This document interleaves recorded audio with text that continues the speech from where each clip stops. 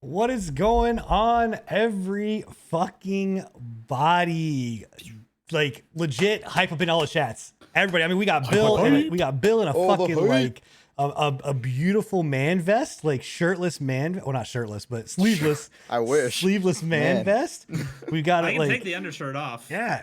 I mean, you know, Bill over here about to look like fucking like Hercules over here with that fucking vest on, no shirt underneath. Absolutely, man. And then we've got obviously, you know, I'm bringing the special mug out tonight, guys. We're bringing the Thanos mug, right? Enigma has Cyberpunk, which means he's extra happy in his pants. I am. I love it when you hold it up. It literally looks like it's like your mouth. That's awesome. This should legitimately tell you how much I love you guys and everybody in our chats. If I'm willing to stop playing Cyberpunk after 2 hours worth of me playing it, oh yeah, to come and do this.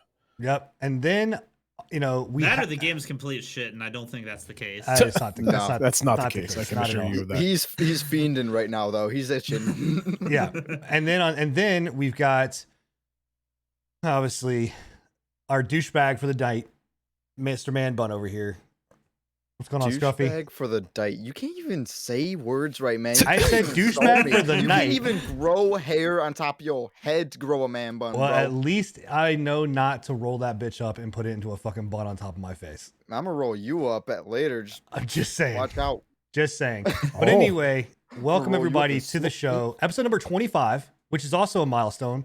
Guys, that's like Scruffy said earlier, that's a quarter of the way to 100. 25 episodes. That's nuts, guys. That's insane. This is gonna be a huge one. 50 fucking weeks of this shit.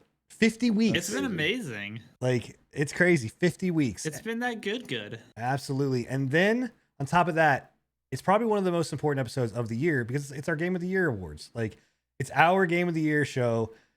It's gonna be it's gonna be great, right? It's gonna be. It's awesome. the actual. Let's be clear about that. It's the actual Game of the Year show. It's the only one that matters. It's the only one that matters, unlike the one that's currently gonna get like multi-millions of viewers.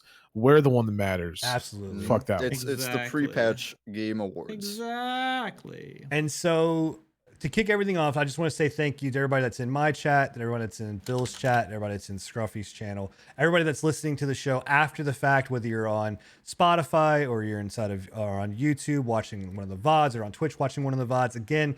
Podcast and all of our channels, as well as !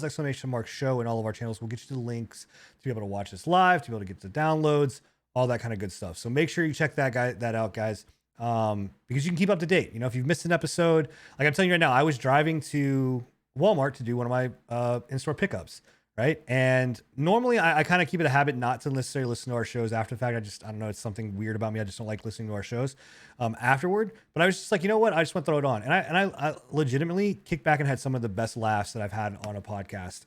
We've had some or good whatever times else. on these So, casts, man. it's been great. And you know what? We're talking, next year, right? Next year's right around the corner. We will say this is, guys, just as a heads up, this is our last show for the year, right? Yep. We're going into the holidays. If we do another show in 2 weeks, that would put us right around Christmas, and so we're just taking the break. We're going to sit back, relax. We're going to let Enigma play Cyberpunk, because if we have to have this man come back on the show again, he's going to fucking kill somebody. So Yeah. we're just like, you know what? We're going to let him have his time. We're going to take, the rest of the month off, enjoy time with the family, and just try to let 2020 go. And then we're coming back with a vengeance in 2021. We've already got some new plans coming out.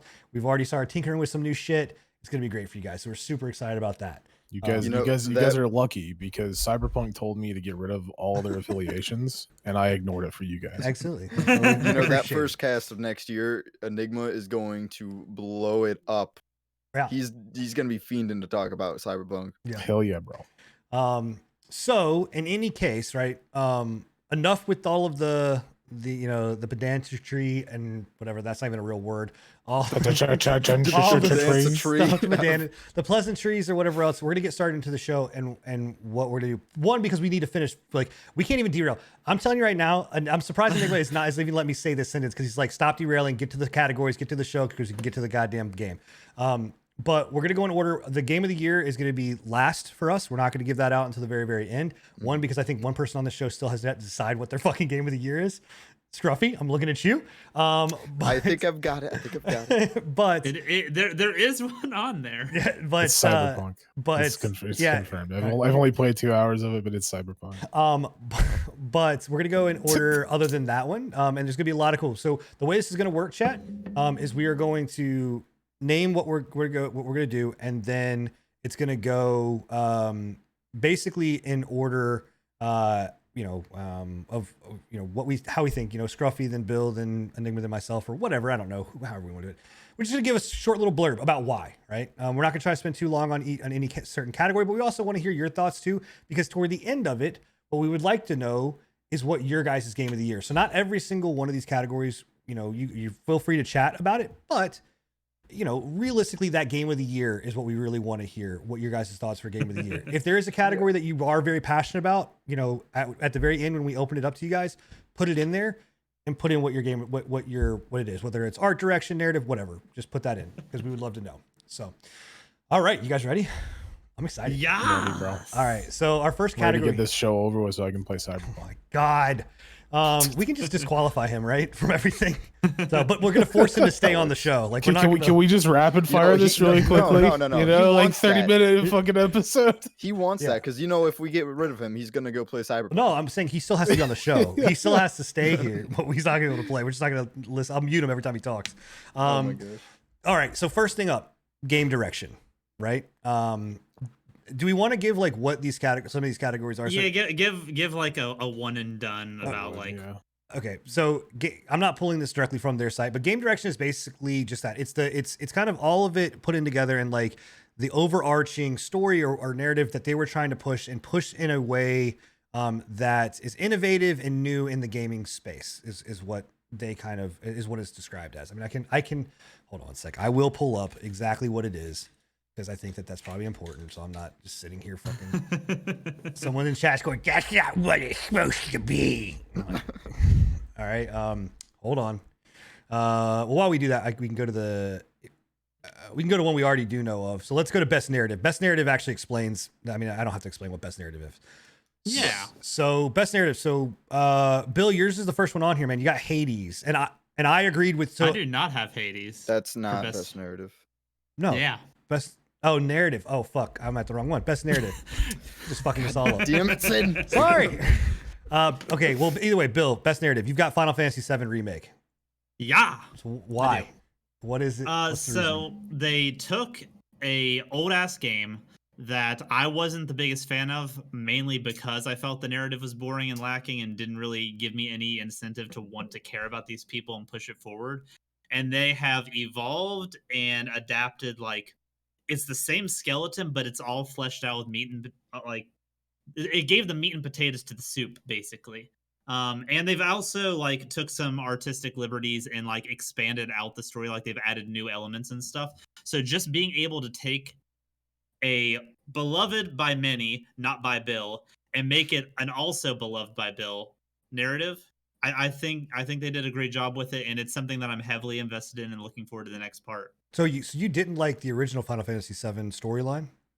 Is that nope, what you're saying? Okay, sure didn't. Wow. I didn't give a shit about Aerith or the fucking Avalanche group. None of that. It didn't phase me one bit. None of the big points didn't jar me or anything. I was just like, okay. Now, does this storyline wrap up pretty well in this kind of instance? Because I know that there's 3 parts to this, right?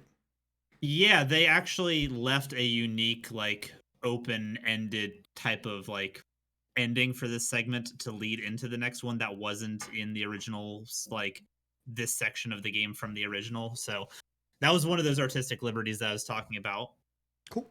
Awesome. Nice. I don't disagree. I think that, you know, I'm eager to play it when it comes to PC. I mean, it's coming to PC later on next year. So, for sure. I'm eager to play it then. Scruffy, you've got you got Baldur's Gate 3 on here, so an early access game. We all, just so everybody knows in chat, you know, we went back and forth on whether or not to allow early access. Our kind of thought process here was, if we're able to play it, if we're able to experience a good chunk of the game and put our kind of time into it, that it should necessarily be one of those things that we are able to say yes, it's okay, because I mean, at this point the developer is saying, hey, you can play our game, like, even though it's in the middle of development. Like, obviously I don't think an early access game should win game of the fucking year, but these kind of senses, I think it definitely deserves some credit. Yeah. So Baldur's Gate narrative, what why? Yeah, like I honestly was pretty blown away by the narrative in Baldur's Gate, just from like, you know, everything with the actual narrator of the game, do like the story, the characters and everything. I think especially the characters, like I really liked how they made you give like a good love-hate to them, especially with that one vampire dude. That one vampire dude. Oh, he's my favorite, man. He gave me some feelings. When was it you? Who was the one that got there? It was me. Yes, it was me. It's most specifically the feeling was pain. Because Sin, you wanted to get your neck bitten or whatever. Yeah, man, I want to be a vampire. It was me. Yeah. So, anyways, but that's what I'm saying. Like, I honestly loved the characters in that game, because they really made you like decide whether or not to trust them, to like them, or anything. And well, what I will say though is when it works. Because there were times that there were times that it didn't work out, but I think it still added to the experience, whether or less, you know, it was an early access or not. I think it's so keen too, because in that game, you know, more than even like Divinity is your storyline, it's yours, but it's really not your storyline. Right. Baldur's Gate is so much of like, you're so free. Your story. Yeah. And it does such a good job of like, even though there is a narrative, a 3-point narrative, like you really feel like this is your campaign, this is your decisions, and the things that you do have weight and bearing. So they do a very good job. And I'm so excited for when that game is like full done.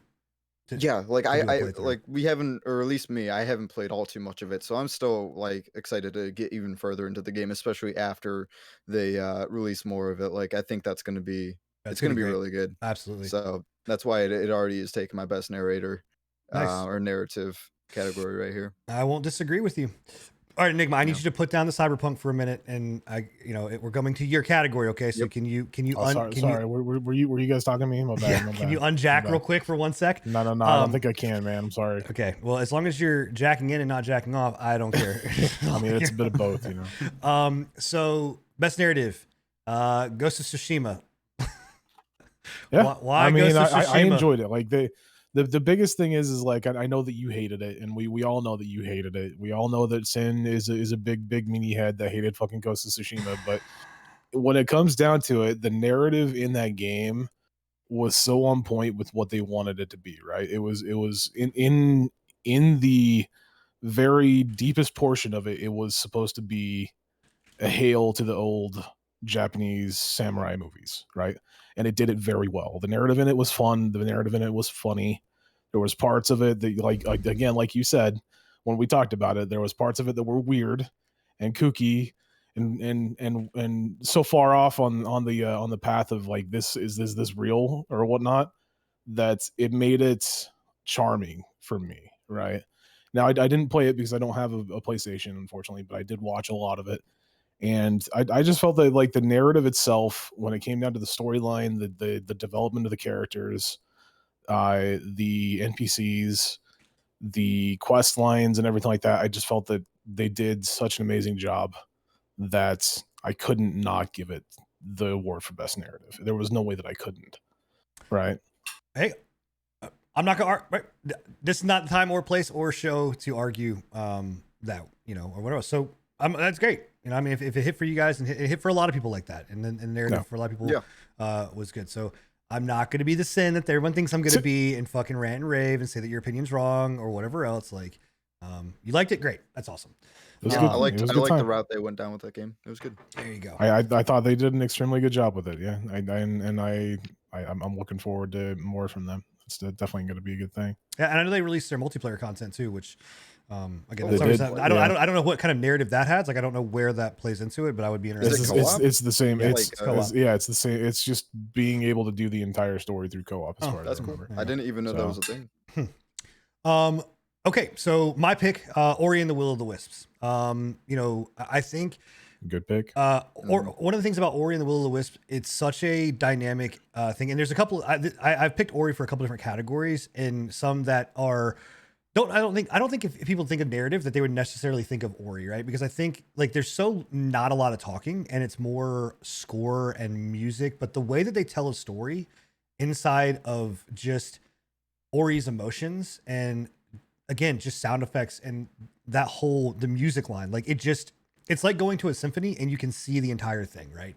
And that they did such a good job here. And, you know, they did it in Ori and the Blind Forest, but they really took another level with Ori and Will of the Wisps with the way that the art was done, the way that your characters interacted, and those highs and lows. It was just, I mean, it's so well done. And there's so few games too that like I will sit down and put an entire playthrough in from start to finish. And Ori was one of those ones that just captured me.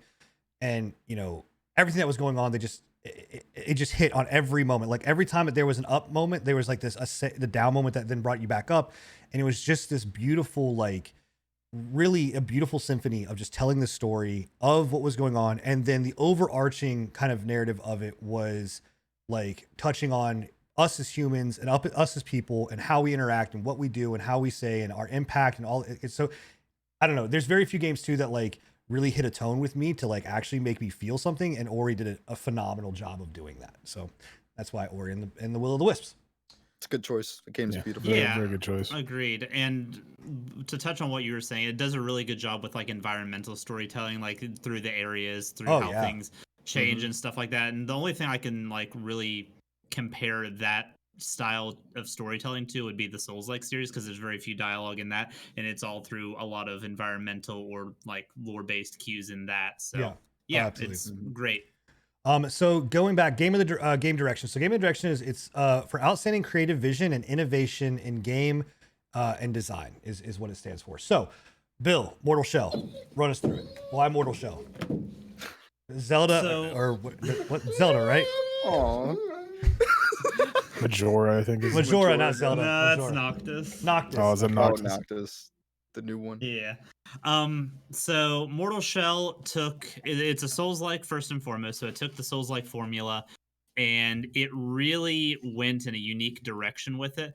A lot of the things. So there's not a lot of weapon variety, but each one.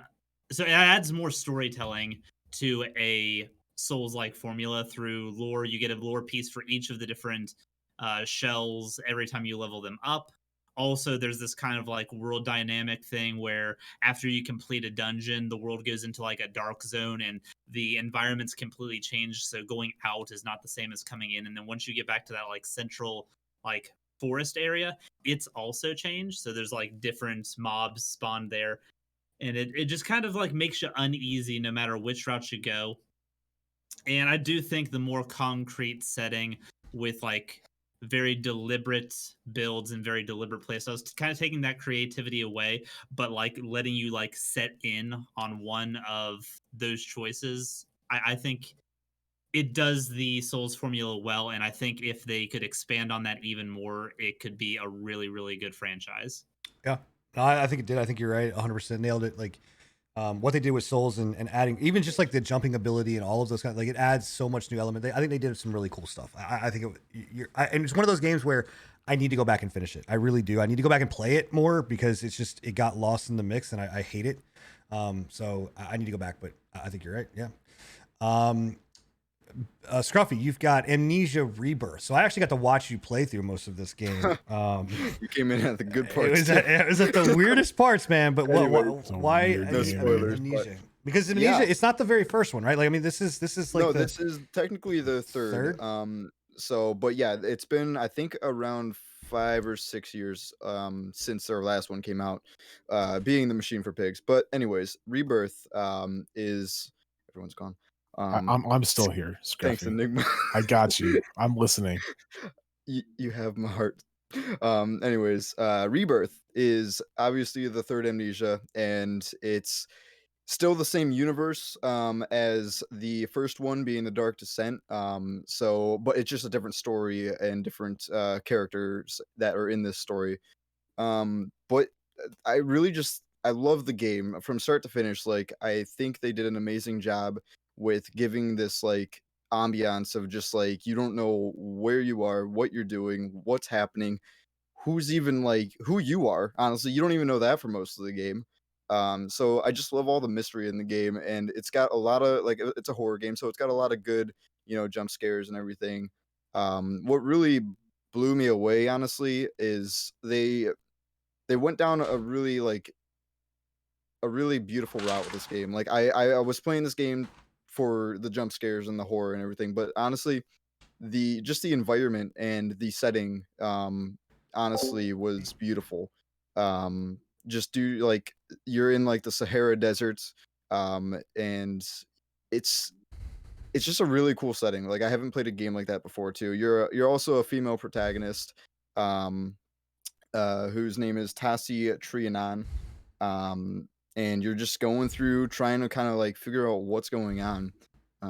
But it's really just from start to finish, like the way that everything was told throughout the story, I think was definitely a really good choice. There's a few things that I thought weren't the best choice. Like they went back and did like this the memory thing that a lot of these horror games tend to do, like where you have memories and such. But I mean, other than that, like the game played out really good. I got all my jump scares and everything that I wanted to get out of it, and a good storyline to back that up as well. So also they did a lot with new mechanics, new just like ways you can like kind of go throughout the game, and like, I don't want to spoil too much, but and it was a big step up from the previous one, right? It was a huge step up, especially since Machine for Pigs is kind of a down step. Yeah, Machine for Pigs definitely was lackluster, but they went back to their roots, to where the Dark Descent really originated from, and what made Dark Descent such a good horror game, and they kind of came back and crushed it and added even more onto it. So I think all in all, like, it's definitely a great game of 2020. Very nice. Mm-hmm. So from there, I apologize because I had to step away. Kids, bathroom, heat on, dying in this room. So anyway, so then you again, Enigma, Ghost of Tsushima. Yeah, no, it's I've voted for Ghost of Tsushima on a couple of these directories, and I think it deserves a lot more than what it's getting from a lot of the media right now. The direction of the game, while not insanely innovative, like it wasn't an RPG, mainly it was an open world, right? While not innovative and like insanely new, I think that aspects of the game that they chose to go down were innovative in and of themselves. Like the whole ability to like follow the wind when it came to directions, like instead of having like a mini map to take you to where all your quest objectives or your whatever you're looking for is, instead of having like an arrow just taking you straight to it, you had a very unique system where you would like build up the wind, and the wind would take you towards where the quest objective was, right?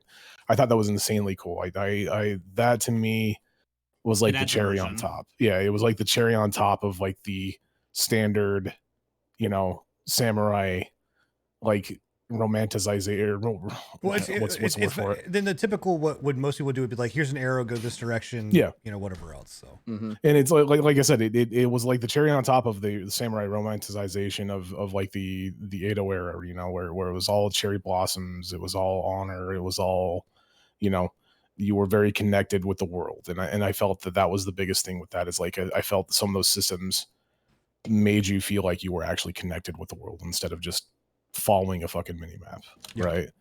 On top of that, you had the systems where it was like the duel system, where in some cases you could come up against like powerful enemies and even normal enemies where you could duel them, and instead of like just having a fucking swinging your sword around like crazy chicken with your head cut off, right? You actually had like a very it did like a very romanticized samurai duel. Yeah, because it panned into like the like the side by side Street Fighter style, right? 2D style duel. Like, I mean, I know it wasn't 2D, but it was dueling in that sense. Yeah. Mm-hmm. Yep. It was, and it brought you back. Like, again, it goes back to them trying to do their best to connect with their roots of like the early samurai movies, where it was like, it kind of like brought a close up on the swords, and kind of made sure that it pushed you into that moment where you were like, oh shit's about to go down right now. Yeah. And if I don't get this exactly correct, it's like one shot and you're done. And you have to restart, right? And that's the biggest thing that I liked about it was like it was a skill-based system that rewarded skills when it came down to, I guess, cutscene, pressing the button on the cutscene, but like it was actually difficult. Like with everything that I've heard, it was actually very difficult to click that, because you had to not only time the fucking button click, but you also had to watch for cues from your enemy, right? Or else they were gonna attack first. Yeah, I felt that was an extremely innovative thing to do. Yeah, and I think it definitely pushed it. Get good or get got. Right, pretty much, yeah. Always. Yeah. Well, cool. So for me, I went back and forth on this with a couple things, but I actually finally landed on Boneworks. And here's why, right? So one, obviously, I've had VR, but I obviously recently had just gotten VR, my new Quest 2, and I'm playing that. And so I jumped into Boneworks. And at first, I was just like, it's a VR game. It's like showing some physics or whatever else. The more and more I've played of it, right? And then the more and more I've watched people play of it and seeing where that game goes, it's so much more than just like a representation of physics. Like, it takes VR, in my mind, which is a standard kind of, point and click, teleport, side scrolling, hack and slash kind of thing, into like this, be in this world, do what you want to do, however you want to do it, and figure it out, right? It really shows the power of what I think VR can be. And I know that I was streaming it a couple days ago, and chat was loving it, and people were having a blast with it and looking at it. But I think that just in that little small instance, I recommend anybody that has questions about VR or Boneworks, go and actually watch that VOD from 2 nights ago on there to kind of see it, because it's very hard to explain unless you're seeing it happen. But it's one of the, like, it really is just like, you'll see like these enemies, you'll see this stuff, you'll see these puzzles, and like they just give you these elements of being like, solve it, do whatever you want. Like, if you think you can go do it, you can pretty much go do it. Like, if you want to, that game breaks boundaries. Oh, like, absolutely. Of other VR games, it adds so much that you can do. It's insane. Right. And I looked at this, I looked at Half-Life Alyx and other VR games that are very, very good. Mm-hmm. But what Boneworks does is, literally in that instance, they kind of drop you into this idea of this world, and your mind is like, oh, it's like I said, it's a physics game, it's puzzle, it's just kind of, it's like Portal, right? It's just like, okay, cool, this is a cool functionality, Portal. But really, once you like start digging in and getting more and more and more and more involved into it, like, there's actually like a storyline, there's actually like quote unquote storyline, but like, there's a storyline in Portal. Yeah, no, that's what I'm saying, like, quote unquote storyline. Like, Portal did it, right, and they do this here, but like, it's it's just so many like different elements that they just throw on top of all of the stuff to let you do. I don't know. It's just amazing. And it's so innovative and different and new. And I really hope not only VR games take this initiative, but like regular games take this initiative too, of being like, hey, instead of like giving certain functionalities of like what a puzzle should be and how to solve it, let's give the player the ability to solve the puzzle in any fucking way they want, right? In really any way that they, in shape and form that they want to. Because I think that's the true next step in evolution of gaming, personally, is allowing us to be able to do whatever the fuck we want, affect the story in any way, shape, or form that we want, by any means necessary. So that's why I picked Boneworks. Very true. The one that really like wowed me from that that stream that you were doing the other night was when you were clamming on that guy and you were on the hand. You were on the hand, and you had I had mentioned, you know, hey, maybe you can press the button with your crowbar, right? Because you couldn't reach the button. Yeah. And as you were reaching out with the crowbar slipped in your hand. Yeah. And you couldn't reach it. Yeah. Yeah. Exactly. That's the whole thing. Like it's. I was like, wow, dude, Right. That's kind of actually insane to think about, the fact that you have to worry about like where your weapon is located in your hand. Yep. Yeah. It's the smallest detail, but like you don't know how much of an impact that actually makes until you actually see it. Like it's nuts. I'm telling. It's so good. If you have VR, I'm telling you, I would say pick up Boneworks over Half-Life Alyx first. Yeah. But that's just 100%. me. And honestly, it reminded me a lot of Portal. Like when you were doing a lot of those puzzles, I was like, man, this is like the best portions of Portal 2, right? Or Portal, you know, like that surprised me a lot. To give you just a quick for instance, because I don't want to spend any more time on this, but to give you for instance, like, there was literally a situation where like there was a we do have a VR section. There was a so, and I think we'll get to it there. I'll get to it there. Don't worry about it. All right, moving on. So best art direction. This does not need any kind of explanation. Best art direction. Bill, you've got Hades.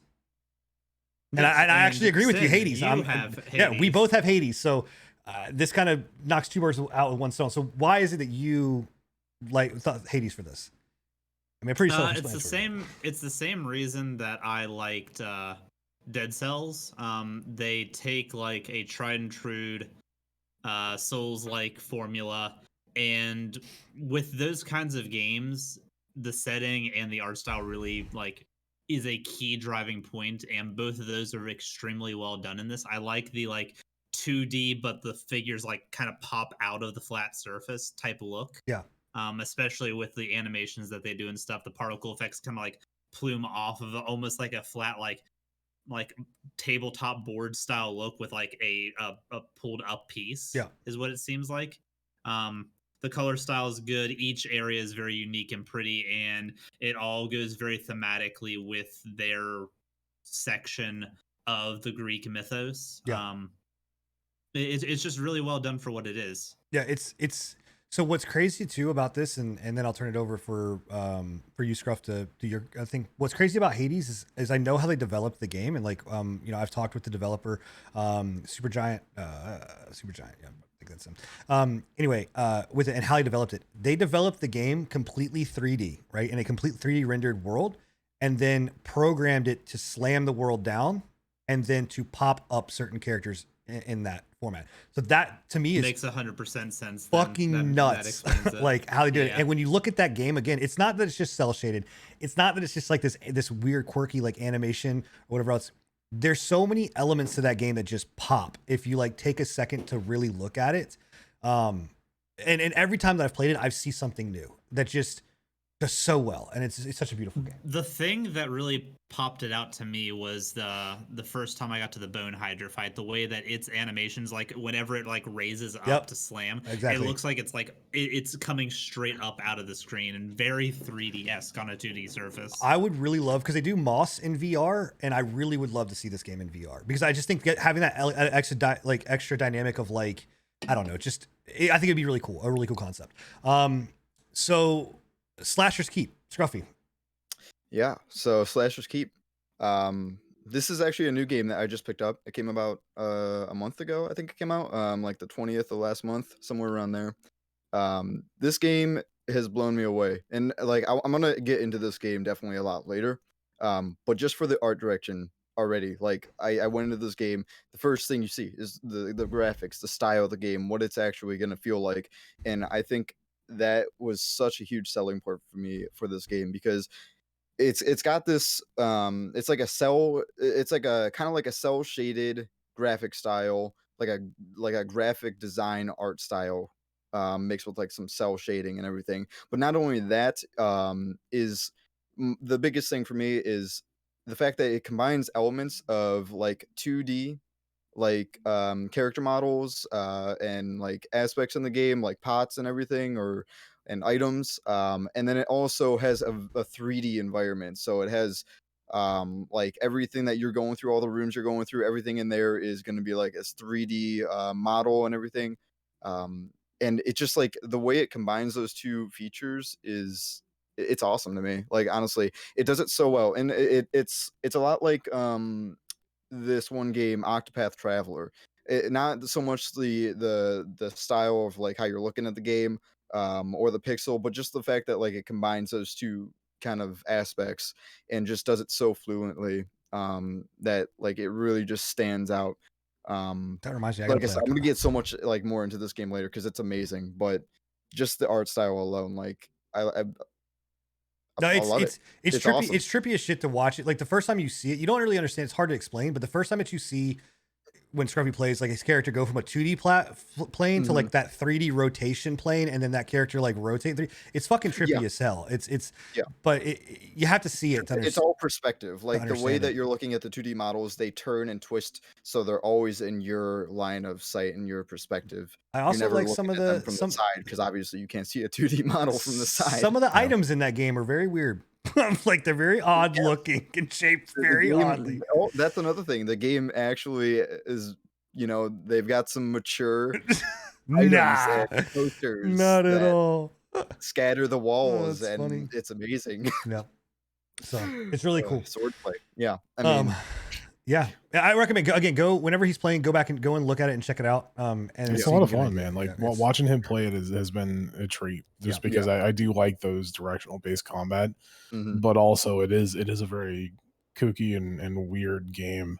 Yeah, it's to hard. watch. It's hard for me to get like I didn't like it because I can't grasp that movement. Like it's something about the movement that I just can't grasp. But it's very cool to experience and see it, and I understand why the art direction here. So I'm getting sick and tired of fucking saying this. Jesus Christ. Okay. You'll get over it once God you. Almighty. I'm gonna let you chat. Take a wild shot in the dark. I bet you're never gonna guess what it is. Best art direction for Enigma. Ghost of Tsushima. I mean, it's true. Like if you look at the game is fucking gorgeous. Can you deny that? No, the game it's very pretty. It's a very it's a Can, very yeah, can thematical. you deny that? That's No, that's my biggest thing. No, Is it's a like very pretty game.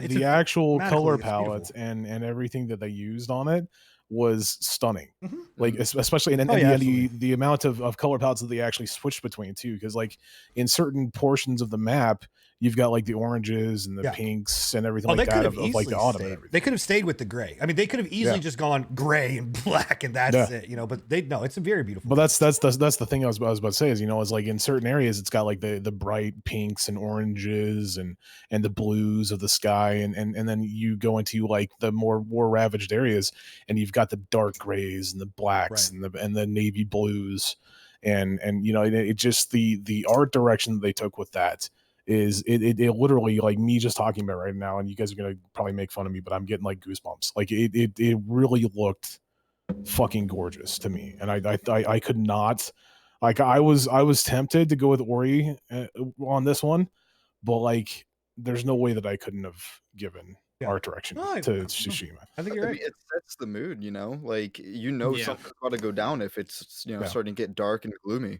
Well, Like, if they- Again, it plays back to that environmental storytelling. Mhm. They Yeah. do a very good job with like making this open world feel lived in, feel like stuff is actively going on, and like you walk into an area and you can, like, as you're wandering through, put pieces together about what's Yeah. happening. yeah, One- like dude, like the 100%. screenshots I've seen of that game, and like even like people have uploaded their own like little videos to the wallpaper engine. Some of these like wallpapers that people are coming up with, they're just absolutely stunning. Yeah, it's their photo mode in that game.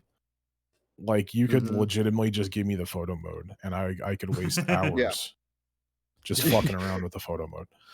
Yeah, just explore that world and just take pictures everywhere. So, all right, moving on. Rightfully so. I mean, in our direction, I think this is a great follow-up. Best score in music. So Scruff, Bill, Doom Eternal. Yeah, and I don't even think the game itself is like I don't even think anything it's that revolutionary. great. Yeah. But if so, here's what I want you guys to do. After the podcast, go get into your car, pull up the Doom Eternal soundtrack on Spotify, find the nearest highway, I've listened crank to it. that shit up, and try not to speed. You can't do it. Oh, you can't it's do great. It just hits all of the visceral and heavy notes that you want. If you're a fan of metal music, of course. Yeah. And I just think it adds. Doom would be a significant part less without its soundtrack. I think the soundtrack carries the game very, very heavily. I feel like a better comparison would have been like go down to your local 7-Eleven and crank that up, and if you don't want to kill everybody in there, you're not doing it. Jesus Christ. I didn't want to go that direction. Well, I think but yeah. I think the big thing there too is like when you hear Doom music, even if you're not like super familiar with Doom, like, but you know a little bit of it, you know that's Doom, right? There's no missing. You're not gonna be like, oh, that's Metal Gear, or oh, that's Halo. Be like, no, that's fucking Doom. Like that's just that like in your face, heavy fucking And honestly, looking at like Doom, from where Dooming started to this, like Doom 2016 and this one. Like they did such a good, like that music just fucking pushes it over the edge, right? Like all that visceral, animate. It just without that music, you're right. It would have not been like it just whatever. So I agree, absolutely, 100%. Yeah. Scruffy, interesting choice, huh? Give this one to Enigma real fast. Give this one to Enigma. Okay. All right. Well, changing. I don't know. Now we're going. Yeah. Right.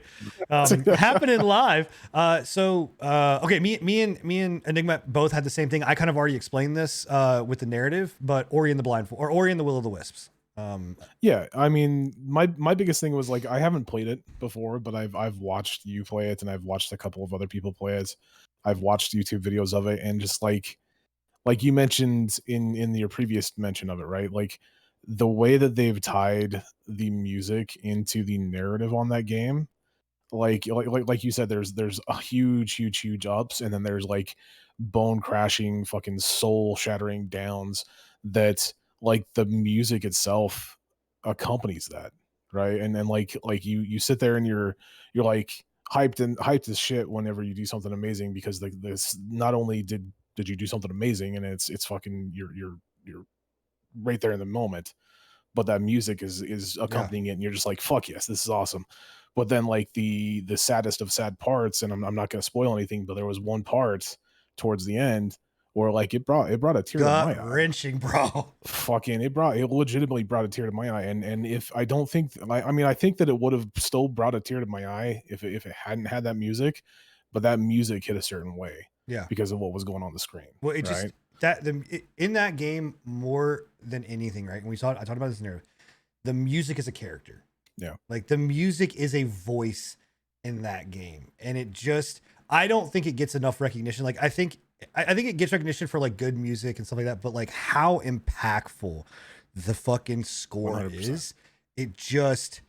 It's like, dude, it should be a key integral part, and it is. Like you take that music outside of Ori, and Ori becomes something different. The music itself is still there, but Ori becomes something different. And honestly, too, I say in these, like, it's one of these categories where like I want to go and listen to Doom in my car when I'm driving down the road. I will also turn on Ori and listen to Ori while I'm sitting in the car or at work, just to have that music in the background, because it's that fucking good. So yeah, there's only been a few actual game soundtracks that I'm like, that's fucking stunning, and I can't, none of them come to mind. Like I could, if I went back into my my library and was like, okay, yeah, they got that one, but Ori definitely, as soon as I saw that, I was like, no. Yeah, there's no way that any other game in this entire, like in the entire list of games that I'm looking at that released in 2020, Like I was actually tempted to do Doom Eternal, but I was like, no, 100%. I think Ori did a better job, even than Doom Eternal, personally. Yep, Yeah. absolutely. Definitely. Okay, so I'm good now. I'm ready. Okay. All right, Yeah. Scruffy. Is this your final answer? Or is this right? This is my final answer. Okay, No, I'm not changing it or nothing. So But yeah. Scruffy, So- BPM, bullets per minute. Yeah. This game has an awesome soundtrack and music design to it. It's a very hard rock, like heavy metal type beat, a lot similar to Doom Eternal.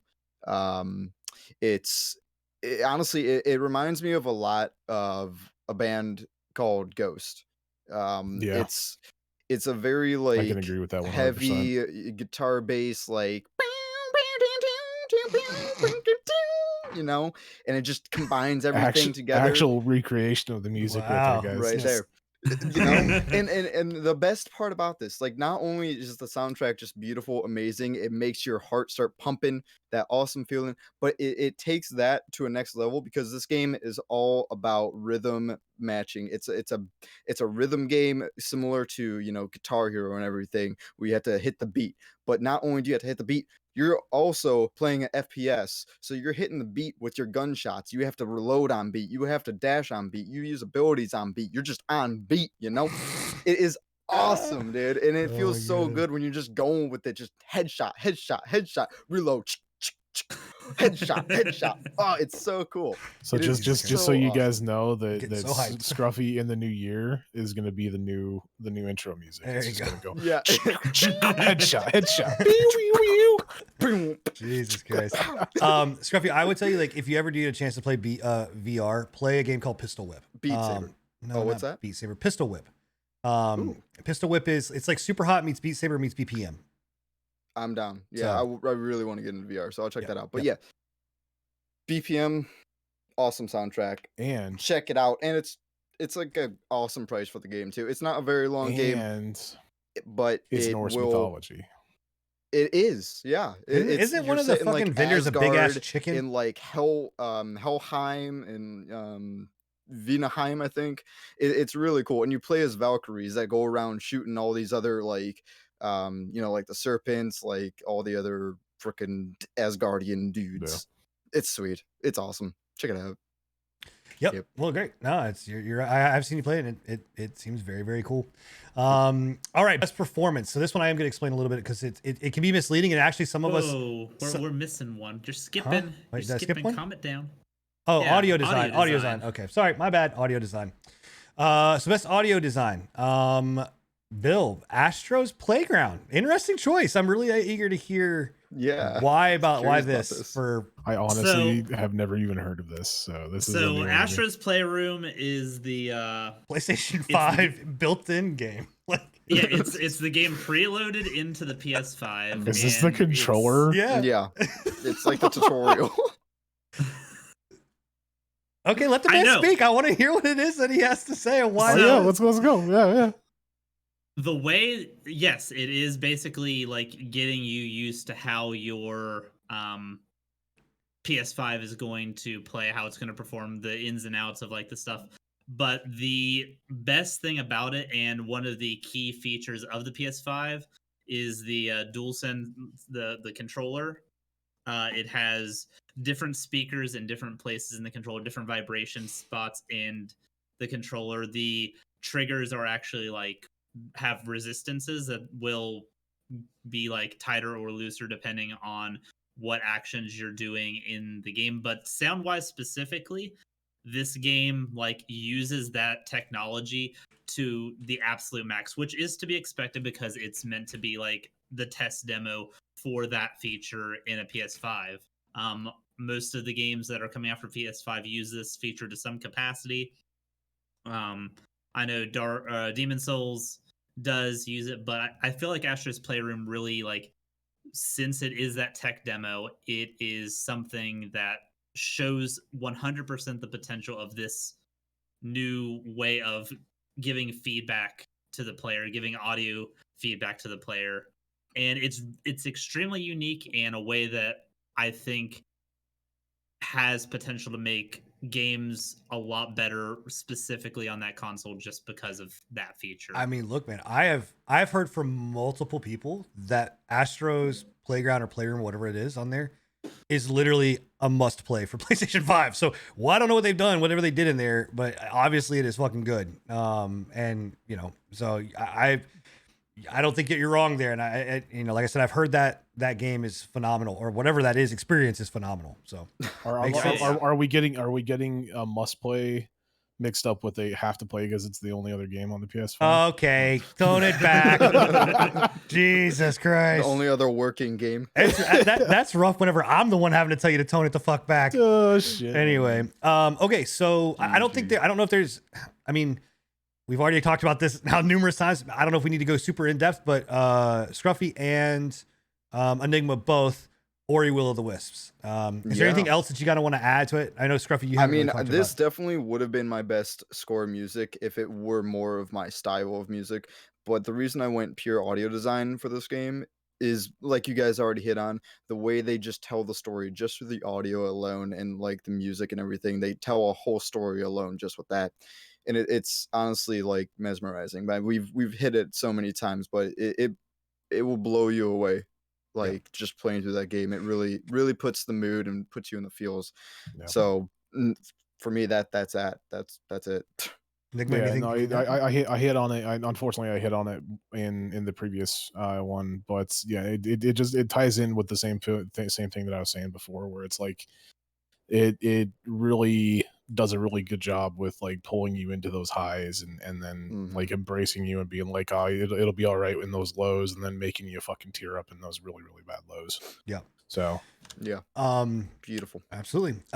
So mine, Half-Life Alyx, with this. So again, another VR game. And I think one of the reasons, because I also went back and forth with Ori, you know, obviously, but there's a thing that Half-Life Alyx does better than, honestly, that I think it's storyline, better than its gameplay. The way that it puts you in a VR game in an auditorial sense, which, keep in mind, VR automatically kind of takes you to the next level when it comes to audio, because in audio design, because you're in the world, right? So like as you're moving, it's 3D and whatever else. But there's a thing that Alyx does that, I'm not kidding you, when I was playing the game, the audio made the hair on my back of my neck stand up. Like it made you feel like things in your body and in your chest. And I don't know how they did it, what they've done. And like, I know that obviously with certain sound cues, you can do those things, but I'm not kidding you when I'm telling you, it pretty much gave haptic feedback throughout your entire body because of the way that they did audio design in this game. You know, when you step on something, you feel like, you hear it, but you fucking feel it in your feet. When you grab something, you like it. I don't know, man. It makes you feel like you are literally in that game. And they do some seriously amazing shit with that. If you don't stop playing with your fucking bun, I swear to God, Jesus Christ. Yeah, that's one thing that I've always said about like the VR experience is that the one thing that they need to work on is not only the visual cues and being able to represent shit in VR to you visually, but also audio. Right. You really need to have a good audio performance in order to have a good virtual reality. What is with the fucking, I don't know, man, dude. What is going on here? Are we turning into a Hair and Shoulders fucking commercial right now? We're gonna put a category in here for best fucking hair, apparently. Jesus God Christ almighty. It's gonna go to my nutsack, by the way. So anyway, you're exactly, like, you're right. And actually, just to point out for one thing, when I was playing Boneworks, there was a point that I made out that feeling like I had two bricks and I put them together, and I was like, the problem there is that you put them together and it goes clink, right? Or you hit a metal wall and it goes clink, but like your hands are still gonna hit, right? Because there's nothing stopping you. But when you play Half-Life Alyx and you pick up a can and you pick up something else and you put it together, the way that they do audio in that game, it literally, when you bang them together, it's almost like your mind, it's a trick to your mind to be like, you can't move your hands anymore because they are together, right? In a non-physical space. Like that's what blows me away of how they did this so well in a non-physical space. And I'm not even playing it with the Index, which is supposed to be like they have specially designed headphones, you know, inside the Index that actually take this to an even bigger level because I mean, this is going in a whole lot in another direction, but anyway, it's just amazing. It literally is amazing. And you can't, watching it doesn't do justice. You have to fucking play it. So please, if you have a chance to find someone with VR, go and play this game for the sound alone to understand what I'm talking about. It really is amazing. Okay, you guys done grooming yourself over there? Is there anything else before we go to the next category? Groom me for? I mean, I'd like to cut that fucking man bun off the top of your head, but all right. So best performance. Moving on to this next category. This is one I am going to explain a little bit because actually, majority of us on this show are like, does this mean like how the game runs, like or whatever else? But it's not that. So best performance is awarded for an individual for voice over acting, motion, and performance capture. So basically, a voice actor. I knew what it meant. Well, that's good for you. I did not. So going to Bill, John Eric Bentley for Barrett in Final Fantasy VII Remake. Yes. So this one was the character that I was interested more than any of the other ones to kind of see how they brought out into the remake, because in the OG, he's very much written just as basically like Mr. T. And there are some of those instances with this voiceover and stuff like that, but they add a lot of depth to the character just by the way that he emotes and how he speaks depending on the circumstance. Yes, in a fight, he's very hype. He's very, let's go, let's fuck him up, all this other fun shit. But like when things get serious, the voice comes down, the face gets somber, he gets serious. You know what I mean? And I just think he really did the character justice and then took the character to the next level from what is previously like thought of as the character Barrett. And again, I didn't really like the original. I didn't give a shit about these people in the original because the writing was kind of cringe. He specifically made me a fan of Barrett, and I didn't think I was going to be. Well, that's awesome. Yeah. He reminds me a lot of Raiden from Metal Gear. Of that moments of like, in the action, it's super hype, whatever, like you said. And then in the moments of being like, when it's somber, like it just comes back down. So 100%. Yeah. And next to, why am I blanking on the name? Dude with the fucking the red. Oh my god. He's in every Sid. No, what? Who's the dude that has the one arm, big sword, red coat? Fuck, I don't know. Sunglass. I don't know. Anyway, I don't know. I'll find it. Somebody in chat will tell me who I'm talking about. Okay. So I'm gonna butcher this name. Is it Tasai Ternanen? It's pronounced Tassi Trianon. It's for Alex Wilton Reagan from Amnesia Rebirth. I want to say her name is Elix. Elix, okay. I'm just assuming. Yeah. I know she's a foreign. Yes, Vincent. Thank you, chat. But yeah, so she is the main protagonist of Amnesia Rebirth, the game we talked about earlier. And I just think she does an amazing job portraying the emotions you go through in this game and all the feelings that she is put through and all the scenarios. And the way she tells like her story too and all her like past experiences, she does such a good job like just displaying that emotion, and it really makes you feel like I didn't think I would feel so impacted in a horror game than I did in this one. Like it makes you think of like what has happened and what she's been through. So I just do you ever actually see her face? You do see her face, yeah. Okay. You can like look into like a well and like see the reflection of yourself, and through the memories as well. But yeah, like just the way she portrays this character is honestly really awesome. Like it I wasn't expecting it, to say the least, out of this kind of game. For a game where majority of it is first person, it takes a lot for you to be able to get that character's emotions across because you don't have facial cues to go off of. Exactly. And so when I watched you play it, because you only see like from gameplay, you're only seeing like hands, or even sometimes you don't even see that necessarily. So listening to just a small bit of dialogue that I listened to, it was, I guess she did a great job portraying these emotions without having any kind of facial expression. So 100%.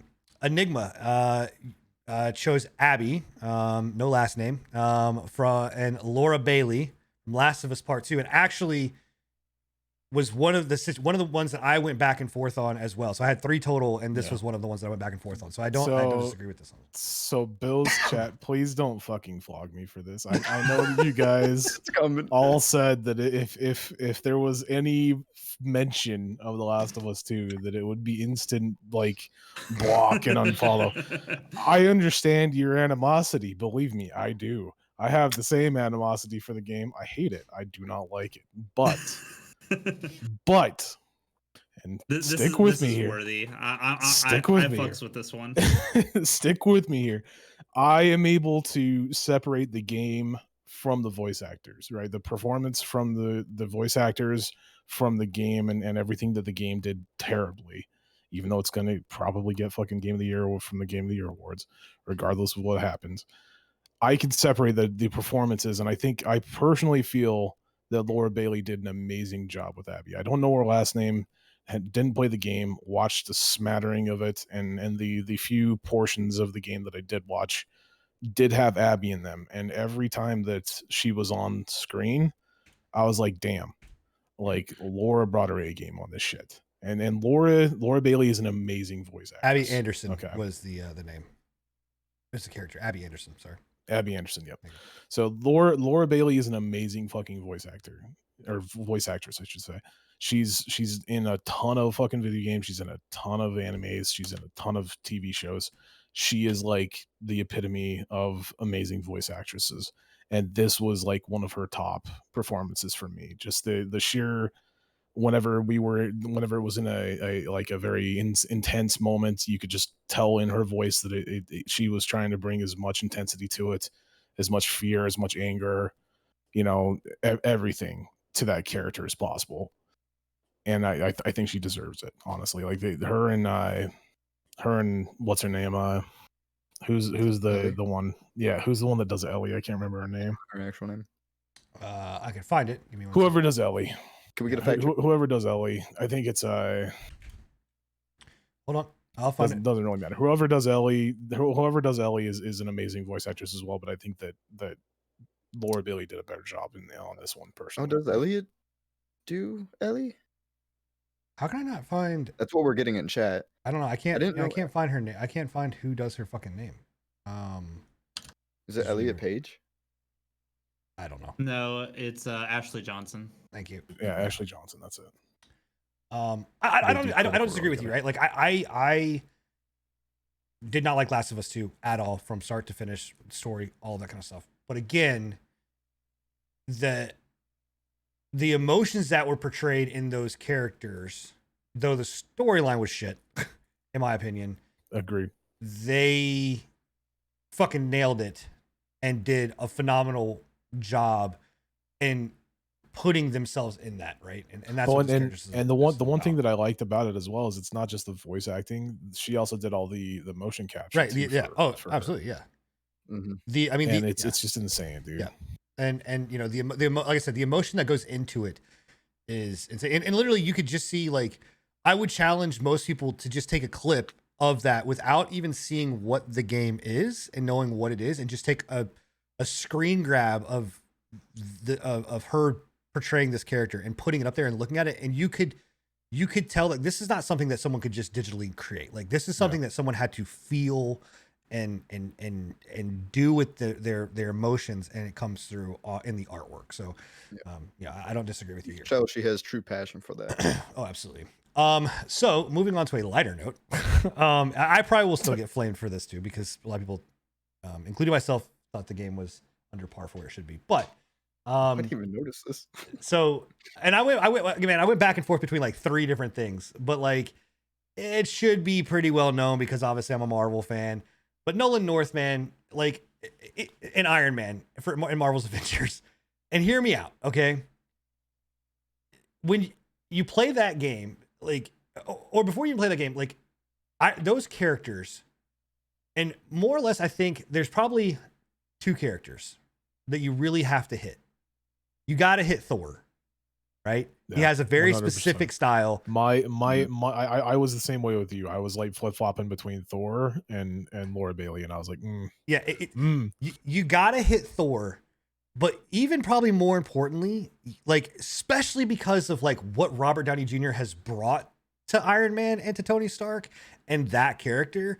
Like, you gotta nail fucking Tony Stark. You gotta nail Iron Man. And there's so many facets of it, right? Like, Thor is Thor, and he has, like, and not saying he's not one-dimensional, but he has a very, like, this is Thor, right? But Iron Man has got, like, this, you know, there's this smart ass smug, you know, character when he's being Tony, but then like he gets hit with like the humbleness that comes in. Then he's got like the techie smart ass remarks over here. And then he's got like Iron Man as a whole other person. I mean, the guy is a fucking, it's like he is a multiple personalities wet dream, because that's what he is. And Nolan North, when you play that game, and because me and Enigma played Thor and I played Iron Man, like listening to the interactions that they talk about and the one-liners and the from start to finish, the way that he just portrayed Tony and that entire thing was fucking phenomenal. Like, I'll tell you why I wouldn't have ever voted for this one though, because I heard every one of those voice lines so many fucking times, and he's an annoying little shit every fucking I loved it every moment too. But that's a fault of the game, but it's not a fault of like him as not just an annoying little shit for however many, like his comments that he makes. Oh yeah, it was like right down the alley of like, you could hear Robert Downey Jr. if it was Robert Downey Jr. saying this, right? Yeah. You could straight up be like, yeah, that's Iron Man.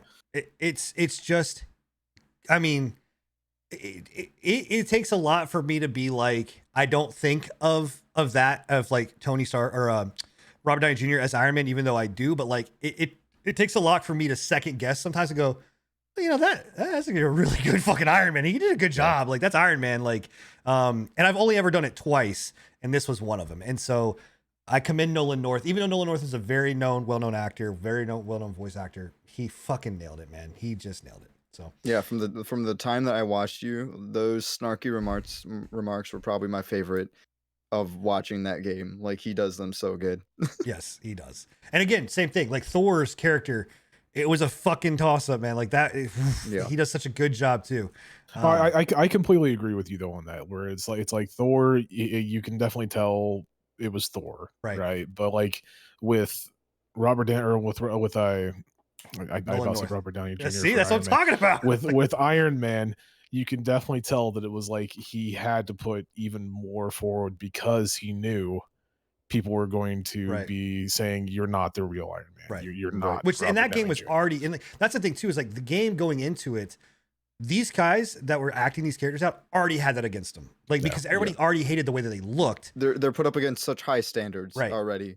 So now you got to sound right. You know what I mean? So, so, okay, going on to the next category. This is best ongoing. So I just do want to say this. This is basically awarded for a game for outstanding development for ongoing content that evolves the player experience over time.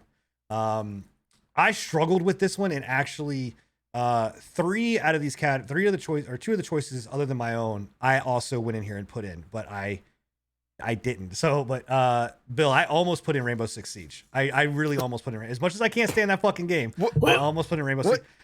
Just like with the Last of Us stuff, I can acknowledge when a game does something well when they keep up with their community, and I don't think you're wrong. So I'm gonna turn it over to Bill. Rainbow Six Siege. So Rainbow Six Siege over 2020 specifically, so the original team handed over the keys to the Rainbow Six Siege project to a different development branch within Ubisoft. I believe they handed them over to the Montreal branch. And they are completely in control of the development cycle now. They are all fresh faces, not a single member of the OG development team carried over. So it's a completely set of fresh eyes on the project. They are going down a different route on how they are pushing out content. Some of it's good, some of it's not so good. They've narrowed it down to 1 operator release a season instead of the usual 2 with an attacker and defender. It's just going to be 1 attacker or 1 defender. But I feel like that's a good thing because the attackers and defenders that have been coming out recently have been chef's kiss perfect as far as balance for one, and fun factor to both play for and against in the game. They are taking that extra development space and really nailing down what they want each of these characters to be. On top of that, they're also doing monthly temporary game modes. They've really been upping their game on that to kind of bring a more arcadey feel, give players a reason to come back into the game if they've like set it off for a while. I think the new team is doing extremely well with it. The game was, as you can look back at the first few podcasts of this year, whenever it was brought up, I was like, the game's fun when it works. It's pretty well in a state now where it works 90% of the time. They fixed a good majority of the bugs. Again, with this added development time that they've taken from having to develop 2 separate operators, they are working on game health first and foremost, which I think is amazing. And I think the game's on the upswing again. It was very much a concern of the community whether the game was going to survive 2020 with the way that the stability of the game was and the content that was being pushed out was. They have 100% brought it back, and I feel like going into next year, it's going to be like full steam ahead. Hey, maybe I come in, jump back in. That's good. They got their priorities in check, especially with those Operation Health, or yeah, they did Operation Health 2 years ago to fix a lot of the issues that were coming up then. This, like I said, this increased development or this additional development on like in-game stuff, they're basically able to do mini Operation Healths within each season to really nail down, like the audio issues are fixed. A lot of the recoil issues are fixed. The audio being fixed was the biggest godsend. There's still a few bugs with like spectate cams or drones, or like certain characters. Clash still has some issues every now and then, but they're nowhere near as detrimental to the game experience as they were before. Right. That's good. So Scruff, Risk of Rain 2. Hold on. No, I'm kidding. Yeah. Yo, you guys were worried I was gonna be playing fucking Cyberpunk. Yeah. We got him over here swiping left and swiping right on Tinder, bro. I'm texting my mom goodnight. Okay. Okay. Wholesome content. We'll let that one slide. But yeah, Risk of Rain 2. I think it's been a phenomenal journey so far with all of their updates and everything. And then 2020 takes the cake with their 1.0, their full release. Adding so much more to the game, so many new items, so many finally an ending to the game that is actually awesome. They've just done so well with all of their updates, adding like all these awesome uniques and like items you can get to really and characters. I mean, I can't even begin to start with the characters. I mean, my favorite way that they do these characters too is honestly they go in and they ask the community what they want first. Do you want a new character, brand new design character, or do you want a character from Risk of Rain 1? So they do that every time they're gonna be coming out with a new character. They ask the community first. And so far we've got a wide range of like old characters brought back into the Risk of Rain scene, and also new characters. And I think that right there, showing that like community support is amazing. They really listen to their community, and it really shows. And I think they even add, I'm not too sure, I'm not positive, but I do believe they add new enemies as well as bosses on big updates, but I'm not sure about that one. I think I'd have to double check. But the game so far. I was about to say, to be honest, when I saw you put this in here, I was a little surprised that you put that in there, because I know that when we were talking about the initial, I wasn't the release, biggest fan. You weren't the biggest fan. I wasn't, but I warmed up to it, and I never did get to talk about that. I really did warm up to it, and and realize. And the big thing was probably the character release. I was so underwhelmed with the captain, but I was just a scrub. I figured out real fast that the captain is actually tons of fun to play.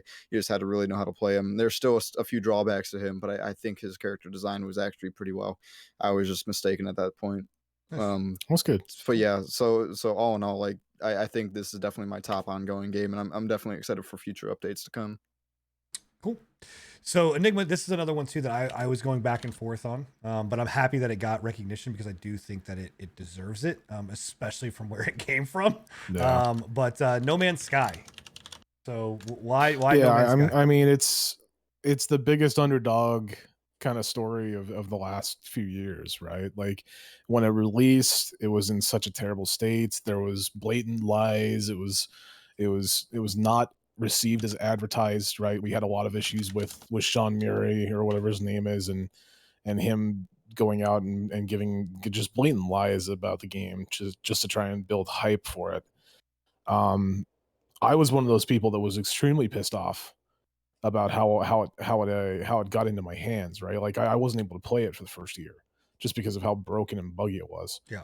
The one thing that I can say, and the one thing that I have said in the past, is that I'm both sad and glad that I didn't refund it, because I think that I've paid more money for it than I think I should have, first off. But also, I'm glad that I didn't refund it, because I think that right now in its current state, and in the current state that it was in the past couple of updates that they've had throughout the last few months and years, it's been progressively getting better and better. They've added in a lot of stuff that was promised. They've added in an actual full multiplayer. They've added in VR. They've added in base building. They've added in better mechanics, better flight mechanics, better combat mechanics, better world generation, better terrain generation. Look, it's insane. I'm eager. I'm actually have thought about actually wanting to go back and see if you guys would be willing to go back and jump into it. I go back to it pretty much every time they have an update. I haven't gone back to this recent one that they released just because there's been so much coming out within the last couple of years. Yeah. Or within the last year, and with me wanting to get into Cyberpunk. But I do definitely want to look at the new update, because I've heard a lot of good things about it. And like the last two updates have been insane in the simple fact that they've added in the last update, they added in a new ship that evolves with you, which is insane to me. It's like an alien being that's your ship that you can evolve, right? Yeah, I mean, I would definitely be down to jump back in and experience it, because again, and hey, by the way, Avengers, can you please take note? So where do you enter and exit of this alien ship? I'm just curious. The butthole. Yeah. Cool. The man bun. That's how it's supposed to be. Yo, crazy right up the shit. anus.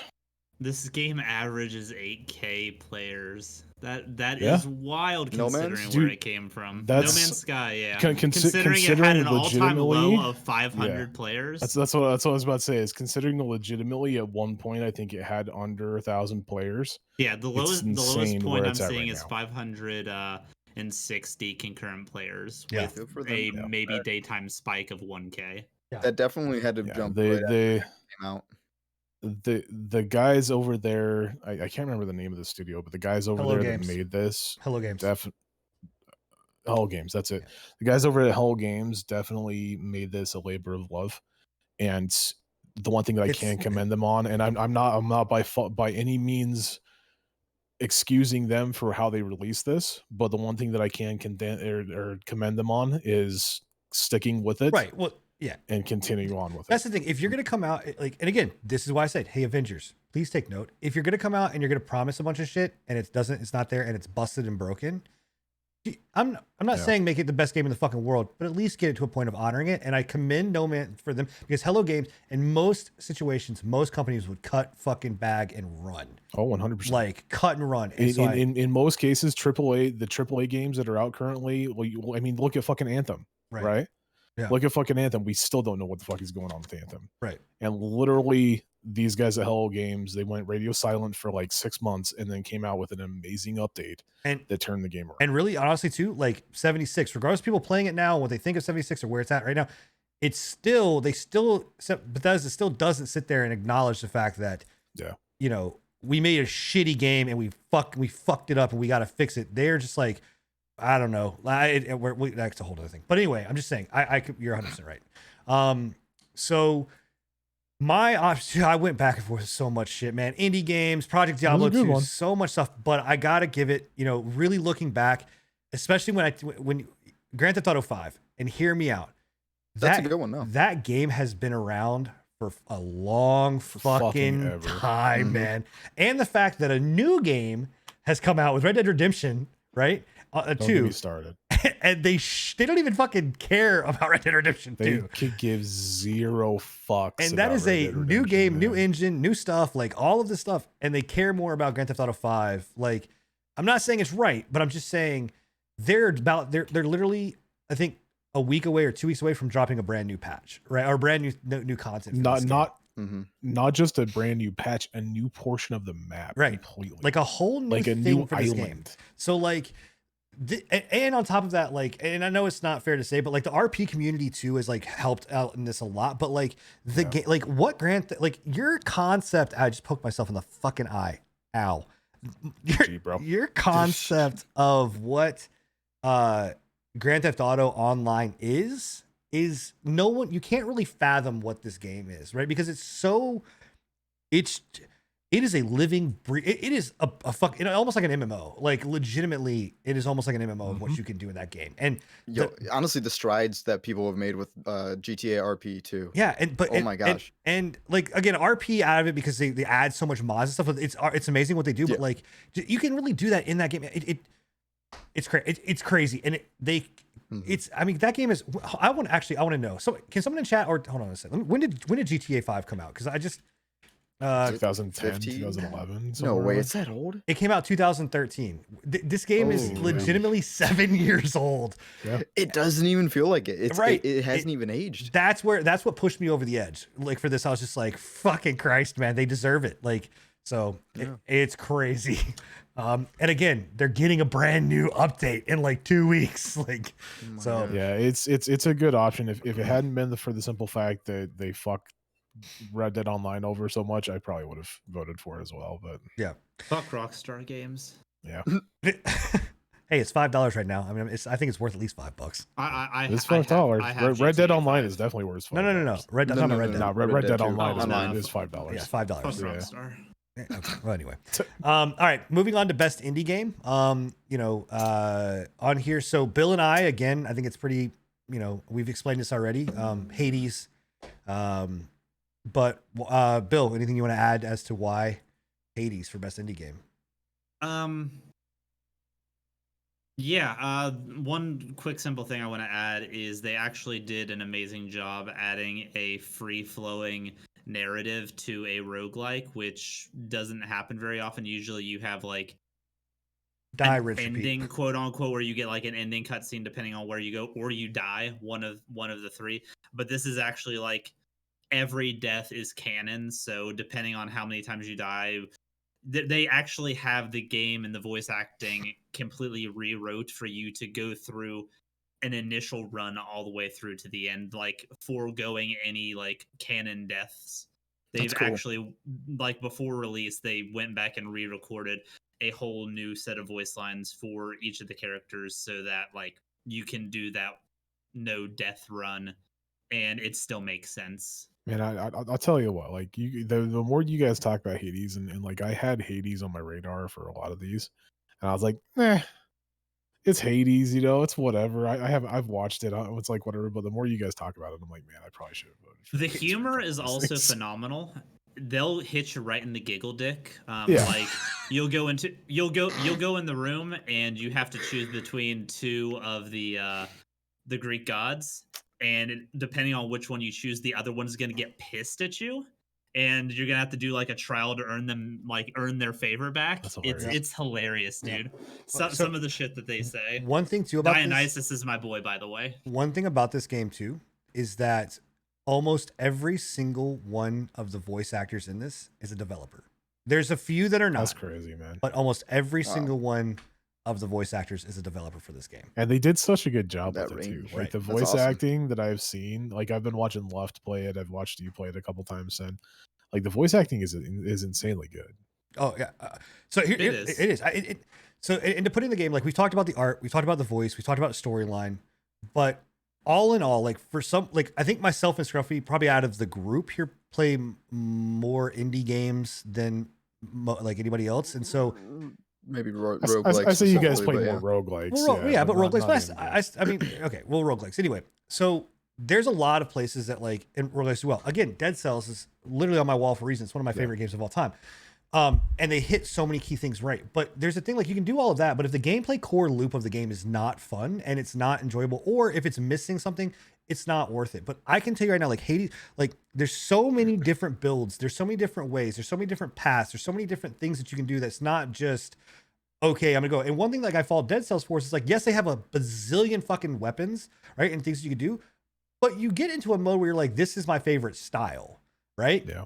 Whereas with blue all day, baby. Yeah, there you go. Blue So all day. where with Hades, it's very much of just like I'm evolving with what the world is giving me and what I'm dealing with and how I can do this. And like I'm picking different things, but like every room you choose is such a different dynamic and it gives you this greater feeling. But it's from movement to voice acting to combat to everything. It just nails it. And knowing, and also two things is knowing Supergiant and the other games that they've done, right? Which was Transistor and Bastion.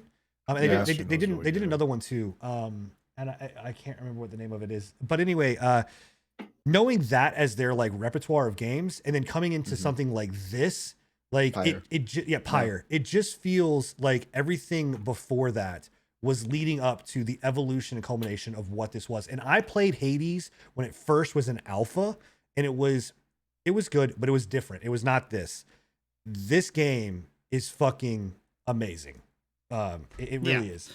And the last caveat I want to add to this is I tend to get burnt out easily on roguelikes. Like the loop is fun for like maybe like 5 or so hours, but then the repetition gets me. It's the same reason I don't do MMOs or anything like that, is I don't enjoy the grind loop enough to push forward through and like get to end game.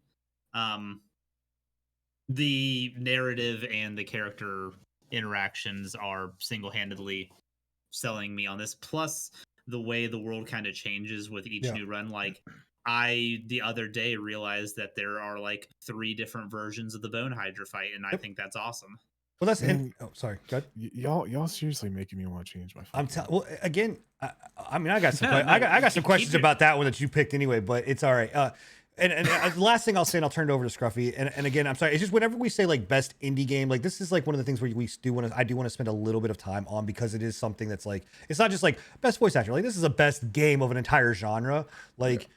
And indie games deserve so much more credit than what they already have. I mean, 100%. indie games is where games are at nowadays. Like, Yeah. and that's it. And if I can tell you right now, if you are not going on Steam or going on, Steam or GOG, we don't talk about it. We don't talk about the other one. But if you aren't going on there and looking at what is the stuff that's on sale? What is the stuff that's like the bargain bin games, or like, not even bargain bin, but just like those games that like are off your radar, you're missing out on so many key things that are great fucking games that are out there. But here's the thing about Hades too, and the last point I'll make is that even unlike Dead Cells, when I go through a run of Dead Cells, you get to a certain point where you're so fucking high up, you're just like, fuck me, I do not want to have to restart. I don't want to have to go through all of that, right? Hades does a thing where you're just like, because it's just short enough to get to the end, but just long enough too where you're just like, one more run. I can get one more run out of this. It's enough of a quick getting you back into the action. We're just like, I can do it one more time, right? And That's how I feel with mine. So you don't feel that. You know what I mean? I think that's that grind you're talking about, Bill. I would say so. Yep. Another thing I wanted to say, and this is going to be super quick, because I was concerned going in about the amount of weapon variety. Weapon variety is something that always concerns me with these kinds of games, because I feel like if there's not enough weapons, it's going to get stale quick. But then once I realized that the like boons and stuff can actively change how the weapon behaves, like the first time I got World Splitter for the sword, I was like, okay, I see what you're doing. I see what you're doing. And then when you add in like the soul, the I forgot what they call them, but I think they're the essence souls or whatever they are. That then you upgrade the weapon inside that too. Like again, from its core surface, you look at it, it's like, oh, it's another roguelike. But then you start peeling away all these little layers of shit, and it's like, oh my God, like this is a phenomenal fucking game. You know, and I've actually bought it twice now. I bought it on the Epic Store. I'm sorry. It was before pre me being understanding what Epic was, but that's the only place you could get it, guys. To be fair, that's the only spot I could get it on. No, it is not, sir. It's the only place that you can get it on at that time. At that time, okay. Well, fuck. Anyway, yeah. So anyway, great. Okay, but please go out and buy it. Like, please go out and pick it up if you're even somewhat interested. So wait, Hades was an Epic exclusive. Hades was not an Epic. It was a timed exclusive. Limited. Yeah. It was limited edition timed exclusive. Yeah, fuck that. Never mind. I take back everything I said. Okay. Anyway, all right. So Scruff, Slasher's Keep again, best indie game. Back to Slasher's Keep. Yep. And as you guys already know, this game took my heart with the art design already. It honestly, it just doesn't stop blowing me away because, all right, so Slasher's Keep essentially is yet another roguelike, but more specifically a roguelite, meaning you don't start from ground zero every time unless you play a permadeath mode.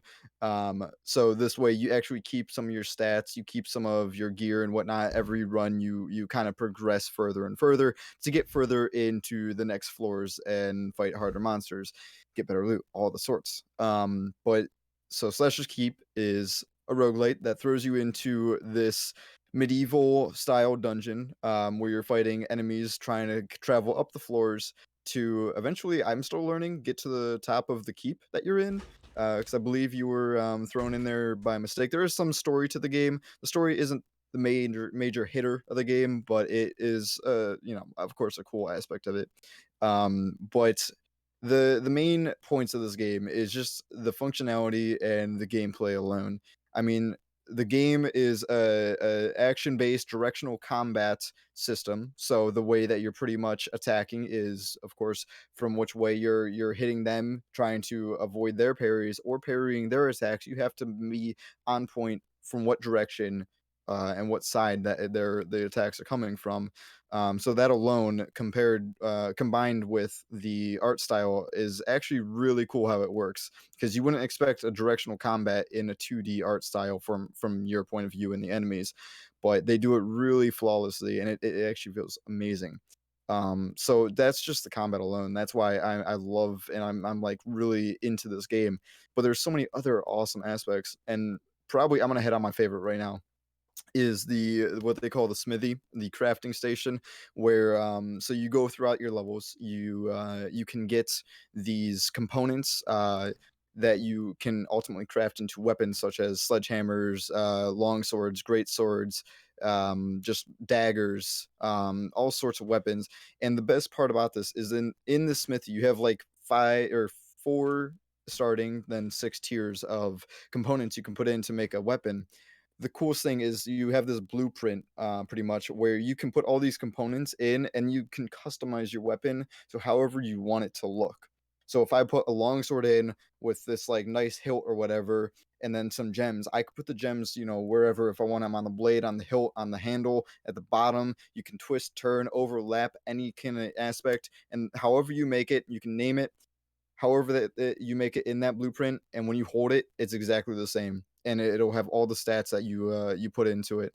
So I don't know, I haven't had a game that has done that, and I just think that is so much fun. It really kind of lets you be creative in a way, and you're playing with your own kind of style, because there's definitely styles of whether you like to play with long swords or play with sledgehammers. That came out weird. And then expecting something way different. I thought you were gonna be like, you can play with like. I mean, the game is mature. There's butt some plugs or something. I don't know. Oh no, I don't even want to get into the spiked butt plugs of torture. Anyways, we don't have to get into that. But it's really cool. It's got a quest system too, where you can talk to this like wall face that gives you a quest to do something to just get extra skills and everything. The way that the roguelite aspects work is really nice, because you progressively get levels as you kill monsters, get XP through floors and whatnot. And you I'm getting sidetracked to butt plugs. Oh my god, there's spiked butt plugs in the game, guys. Okay, there we go. We're good. Move on. Keep going. Anyways, okay. But also, so you get stats every time you level up. You get stats. You get gear that you can hold in your inventory, of course, equipped to your character. But the way that the roguelite features come in is every time you die, you don't lose all of your stats. You only lose some of your money that you can use at shops. You lose some of your stats, like a 3 levels worth or like 2 levels worth or something like that. And then you lose all the gear that you currently have equipped and or in your inventory. But the way that you keep gear is actually sending it down through chutes that are usually on each level that you can find to send your gear down to the first floor that you can use in later runs. And that's that's what that's for. Okay. Yeah, that's how you stay. Yeah, that's a cool ahead. concept. I didn't know that. Yeah. And you actually don't lose all your progress. But I at first I thought it made the game like pretty easy and whatnot, but it actually the first couple levels will be easy after you get like some good gear and some levels and some stats and some skills. You can also perma learn skills so you don't lose them. But once you get to the higher levels, I still haven't made it past like floor 8, I think is the furthest I made it, barely into it. You hit a wall real fast. Like the game catches up to you real fast, and you'd be surprised like the skill gap between like just a few of the floors. But man, I've been having fun with it. I've been playing it every other day, honestly, since I've got it, and just been having such a blast with it. So Slasher's Keep Cool. is amazing, and it's worth the price. It's like $13.99. Nice. So I really don't think you can beat the price for a game with this much content. Hell yeah. Awesome. Okay. So Enigma. Kind of shocked by this one, honestly. But Phasmophobia. Why best indie game for Phasmophobia? I mean, it was a toss up between Phasmophobia or Among Us. I was thinking both of those were good options because they're ones that I had played recently and they were fresh in my mind. I hadn't really, again, like I said, I hadn't really played Hades, so Hades was in the toss up of options, but You can come over to our side, man. We'll take you. I just hadn't had enough time with it at that point, you know. Yeah. So Phasmophobia I thought was a good option simply for the fact that I'm pretty sure it's one dude. It was one guy. Not anymore, but it is now. It was one guy. Yeah, not anymore, but at the time it was one guy making the entire game. When it really caught on and started getting traction, you know, instead of doing what most people would do where they would be like, oh shit, I just got a lot of fucking attention on my game. What the fuck do we do? What the fuck do we do? What the fuck do we do? Right? He was like, okay, we got a lot of attention. Here's some updates that make the game better. Yeah. Right? Here, I'm fixing this. I'm fixing that. We're adding a fucking map. You know, he handled it extremely well for being one person and having that much. I'm sure he shit a brick when he looked on those fucking Steam sales and be like, what the fuck happened? Yeah. Like I said, for handling himself in such a way that like he really built a good community on top of Phasmophobia, and I think he's going to continuously build on top of that game to make it even better throughout the years. Question for it: do you think that game would? And this is the group, but do you think that game would have been as popular as it was if it didn't come out around the Halloween season? I think so. Just as popular. I think it would have been fine. Yeah. Okay. I don't think it would have started out as popular as it did. Honestly, it hit the right means with like content creators, but I still think it would have eventually went and got picked up by the content creator circuit. Regardless, I think people were just looking for a horror game, so it was convenient. But I almost guarantee it still would have caught fire. Well, there wasn't too many new released horror games at that time, so I think it was perfect. There really wasn't really many games coming out at that time that were worth a lot of. You know, yeah. Money. So I'm wondering what the trajectory of this game is going to look like. That's what I'm more interested in. Is like we said if he keeps up with these updates, and as well as what I think he already stated that he will be doing is adding character or people to be able to play the ghosts.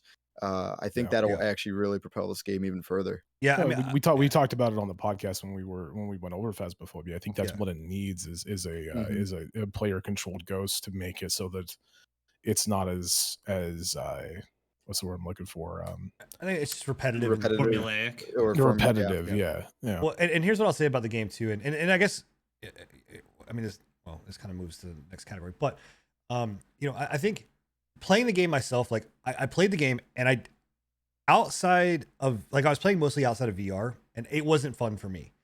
I put my kid and my wife in it and played it in VR. And I enjoyed watching them do that because that experience of what they were seeing and playing. Then I played it in VR. and I will only play that game in VR. In fact, I've actually actively said, "Hey Scruffy, hey Bun Buns, hey whoever else, you guys want to play Phasmophobia? I'll play in VR," because it adds a little bit more enjoyment. It's, to me, it's still one of those things, but like it adds more enjoyment, and it's still formulaic. But I think it does experience. I think it's a better job, definitely a better VR experience than it is, and you can tell the game was built with that in mind, right? Like with VR in mind. So anyway, yeah. So moving on to best debut game. Obviously, game that came out this year. So, Bill, Mortal Shell, another Mortal Shell nomination, and also debut is first game for the studio that produced it. Yep, studio that produced it. Sorry, my bad. Yeah. I went pretty well in depth on Mortal Shell earlier. But yeah, it was the studio's first shot at a game. And as far as the Souls clones or Souls likes that have came out this year, not developed by like From Software or the team with Neo or anything like that, they made a mark for themselves in my book at the very least. I would like to see them go and continue with this style of game that they have made. I think Mortal Shell has a lot of potential. The game was fun as hell. I thoroughly enjoyed both the regular playthrough that I did with it, and I also did a shellless run with it.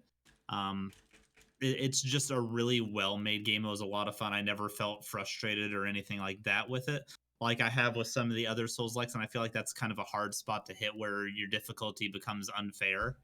And yeah. I mean, for them to take on the heavy, like anybody to take on From Software in that genre, I mean, it's a tall glass, right? It is, and they, like I said, it's not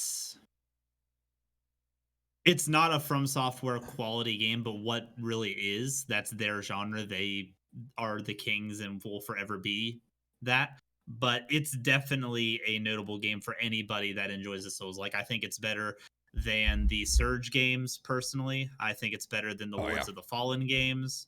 I personally liked it significantly more than the other Souls like I played this year, Hellpoint. I think they did a much better job than what Hellpoint did. So I actually feel like those were the two. Hellpoint did a lot of unique things of its own that I will commend them on, but the game was just not in.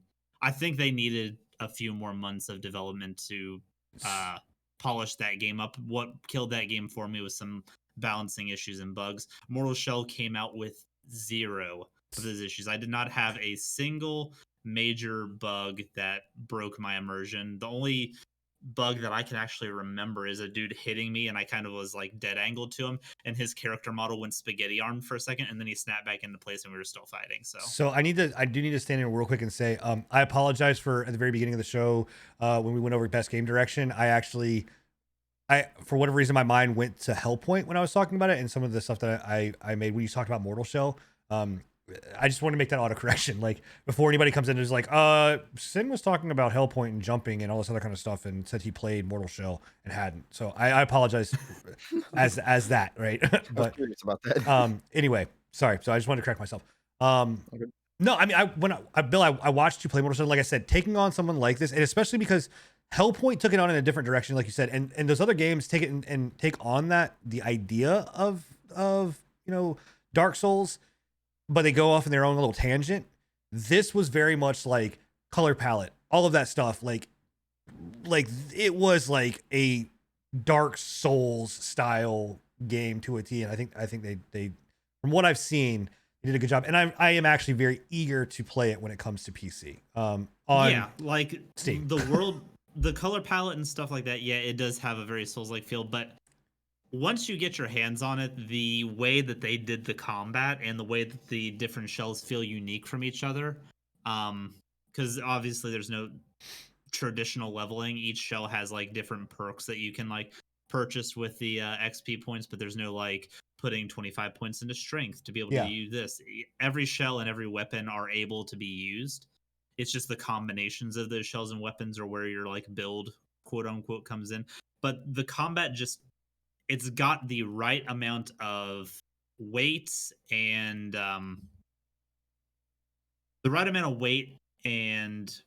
deliberateness to how the weapons behave that I feel is very, very good. And I feel like if what's that shitty game that you've been playing recently? Wow, Godfall, you fucking dick. Yeah, I feel like if Godfall had more of that feel to it, it would be a lot better. And that's the only thing I'll say about that. I think the Godfall formula could do with some Mortal Shell style combat play. I think it's that good, and I think they would mesh very well together. Yeah. Scruffy, interesting choice here. Deadside. Yeah. You know, so now I don't know. This isn't their first game. This is made by Bad Pixel. But this is their second game. But it came out in 2020, and their launch was honestly great. It's first of all, it's a survival, similar to DayZ, but without the zombies. It's more like it's like I feel like a mix between like Escape from Tarkov and DayZ together, almost, because you have player AI scavs as well as players that you're going up against. But it's a survival in the aspects that you loot, shoot, build bases and stuff, which okay. But the launch of this game was honestly really, really good. I was playing it the night that it launched, right before it actually launched, because I was able to get myself a key from the devs themselves to get in early access. Hashtag not sponsored. Hashtag not sponsored. Not sponsored. No. Just to kind of get in and see what the game's like and everything. But as I was streaming it, and I was live playing the game, and up until it went down to actually launch, and I got in right as it launched, and they had like a spike of like 10,000 players at launch, and nothing went down for them. It might have went down once if I remember, but other than that, it went right back up, and it was smooth. There was a lot of dedicated servers that were holding good player bases and everything. I think it was probably one of the best launchers. And it's still fairly popular now, not as popular as it was, but it's still holding a pretty solid player base. Yeah. So did they just have an update recently? Yes. Yeah, they did just have an update where I think they added actual like base building. They took it out, I think, and then re-added it as it was kind of not working.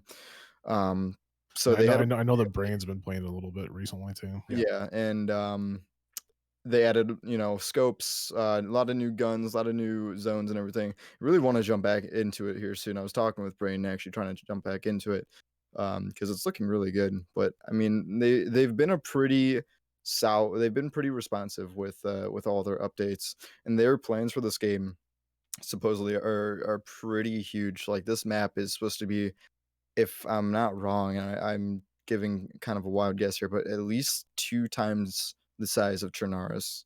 And that's kind of scary to me, to be honest, because if you guys know Chernarus in DayZ, that's a big map.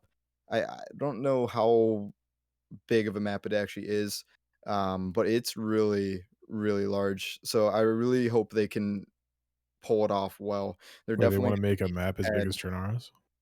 Bigger, size, like 2 times, I believe. Yeah. Okay. Maybe not as much as 2 times, but it's supposed to be huge. 19 times the detail. The only thing, and I'm sorry, I hate to say anything bad about this, but the problem that I have with it, the problem that I have with it is like I love how people are like, man, we've got to make huge fucking maps. It took me literally 40 minutes to walk from one end of Chernarus to the other. And as the game stands, like, it's a pretty good sized map. So I hope once they do, if they do, and they're going to continue with that, convert into this bigger sized map, I hope they pull it off and do it at a good steady pace, releasing enough of the map progressively, as well as adding good ways of transportation, just good ways to get cars, because honestly that's my biggest problem with DayZ, is like it is a struggle to get a car. Well, that's the thing about, and again, just like with Mortal Shell taking on the Dark Souls formula, Deadside, holy fuck, man, like, there's DayZ, there's Scum, there's fucking Rust, there's Escape from Tarkov, there's all of these. I mean, this is a fucking game genre that's been beaten to a dead horse, and so to try to take it on and to at least and to have some semblance of success with it is is good in its own right. Like to not launch Yeah. and be a complete shit show, right, is impressive in its own right. So Yeah. Definitely. I mean, you've seen other games that of this It's- genre that yeah. launched and were total flops. Oh, Like, absolutely, dude. They're fucking it's- good My things. baby And- survived it the nights. actually it actually impressed me when you were playing it that first time. I think like what 4 or 5 months ago whenever you started playing it. April. It came out in Yeah. April. Yeah. When you started playing it, I was like, we were looking at like the developer and everything like that, and I was like, this is fishy as shit, man. It's like a Russian company and shit, but like they released it in a very good state, and it did bring me back. Like when I looked at that Russian title, I was like, oh shit, this is gonna be another fucking War Z bullshit that doesn't go Yeah. anywhere, but no, they've actually done very well with it for sure. I bought Yeah. War Z too. I'm sad about So that. did I. I'd actually be interested I bought War Z twice. Oh, I didn't do it twice. I would be interested in Dead again, because actually, these are types of games that I do enjoy too.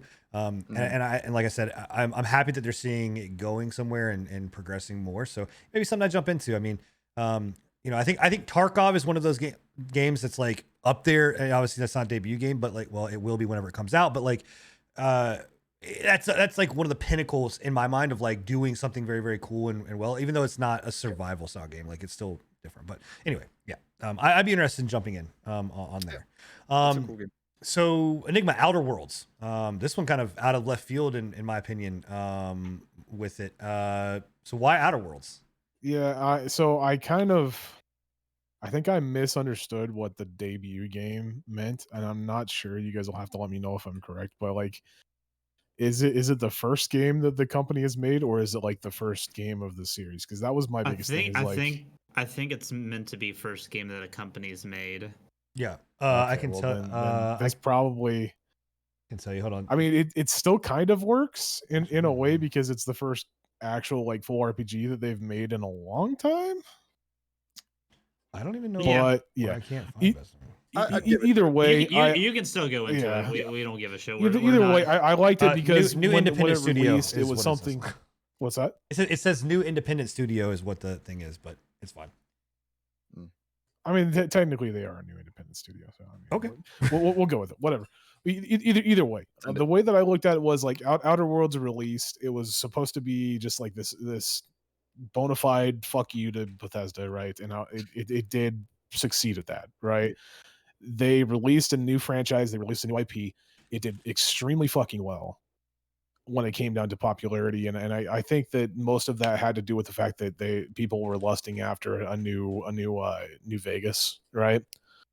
But I think that it set its own trend as being its own IP and it being its own thing, completely outside of the realm of Bethesda and Fallout and Fallout New Vegas. I think they did an extremely good job with making its own thing, putting back the humor that's been lost from gaming for a while in most cases, and kind of making another kooky, weird sci-fi first-person shooter RPG, right?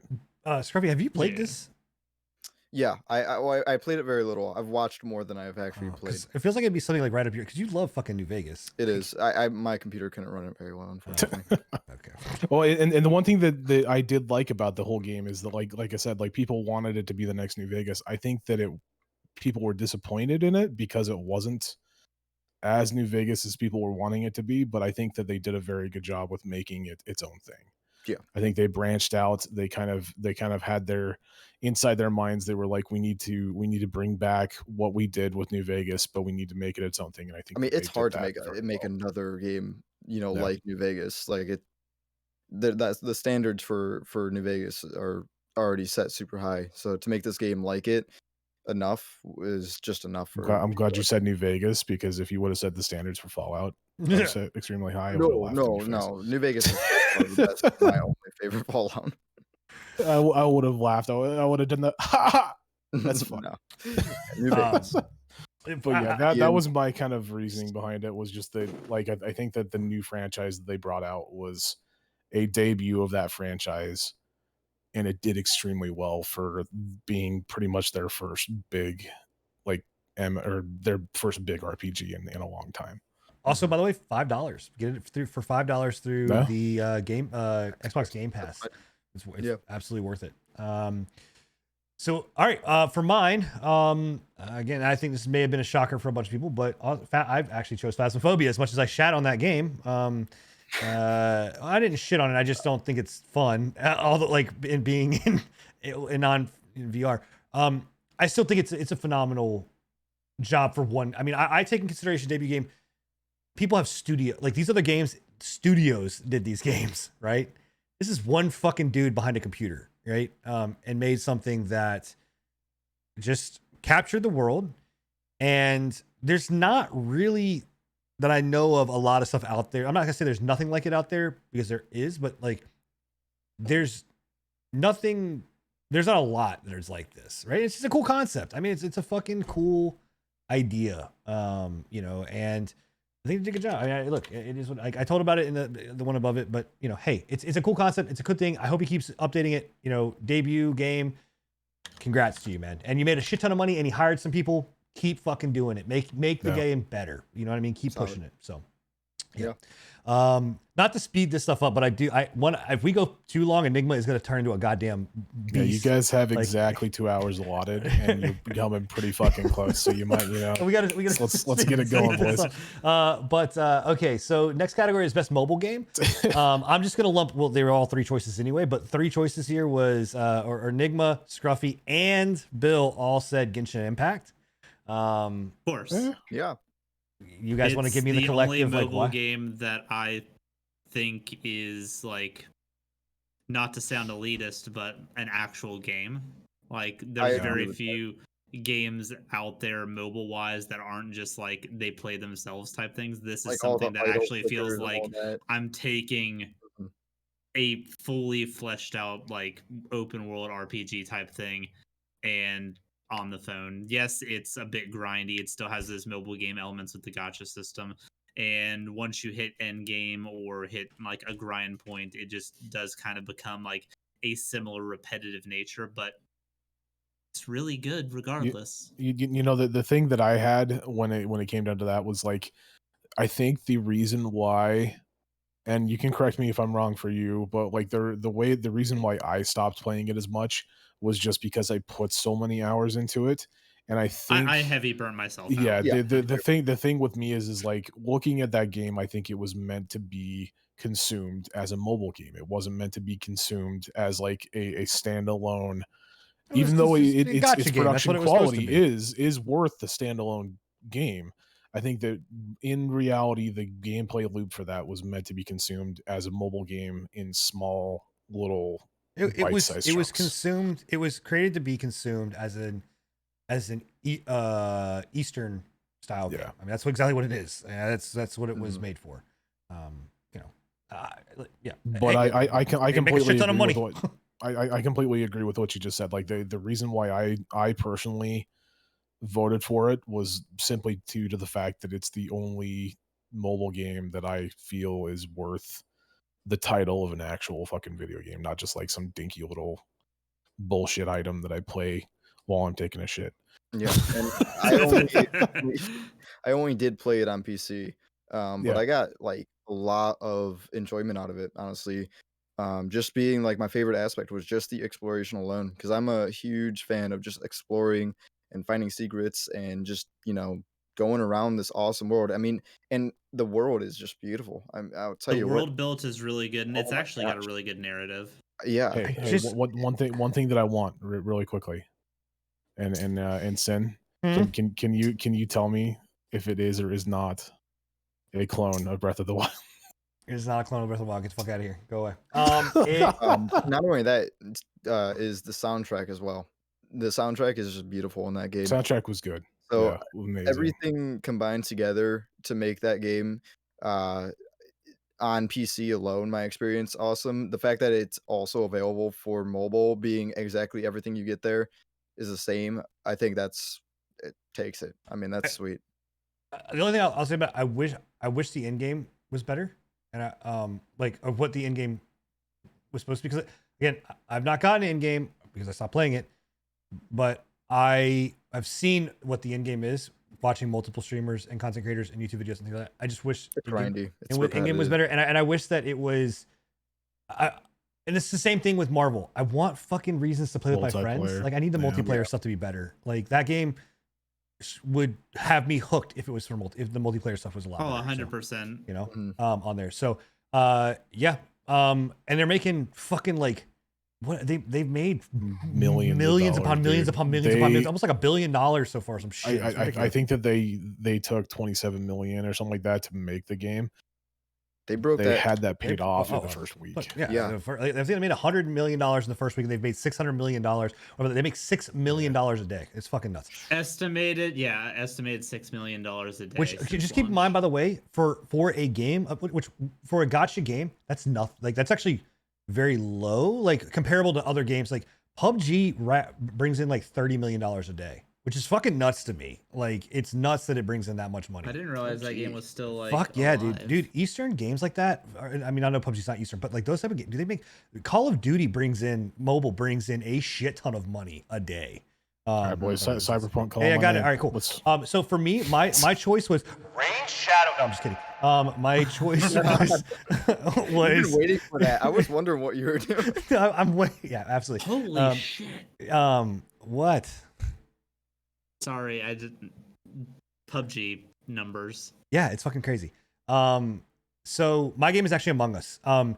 And I'll give you Genshin Impact is like the most real video game that is on a phone.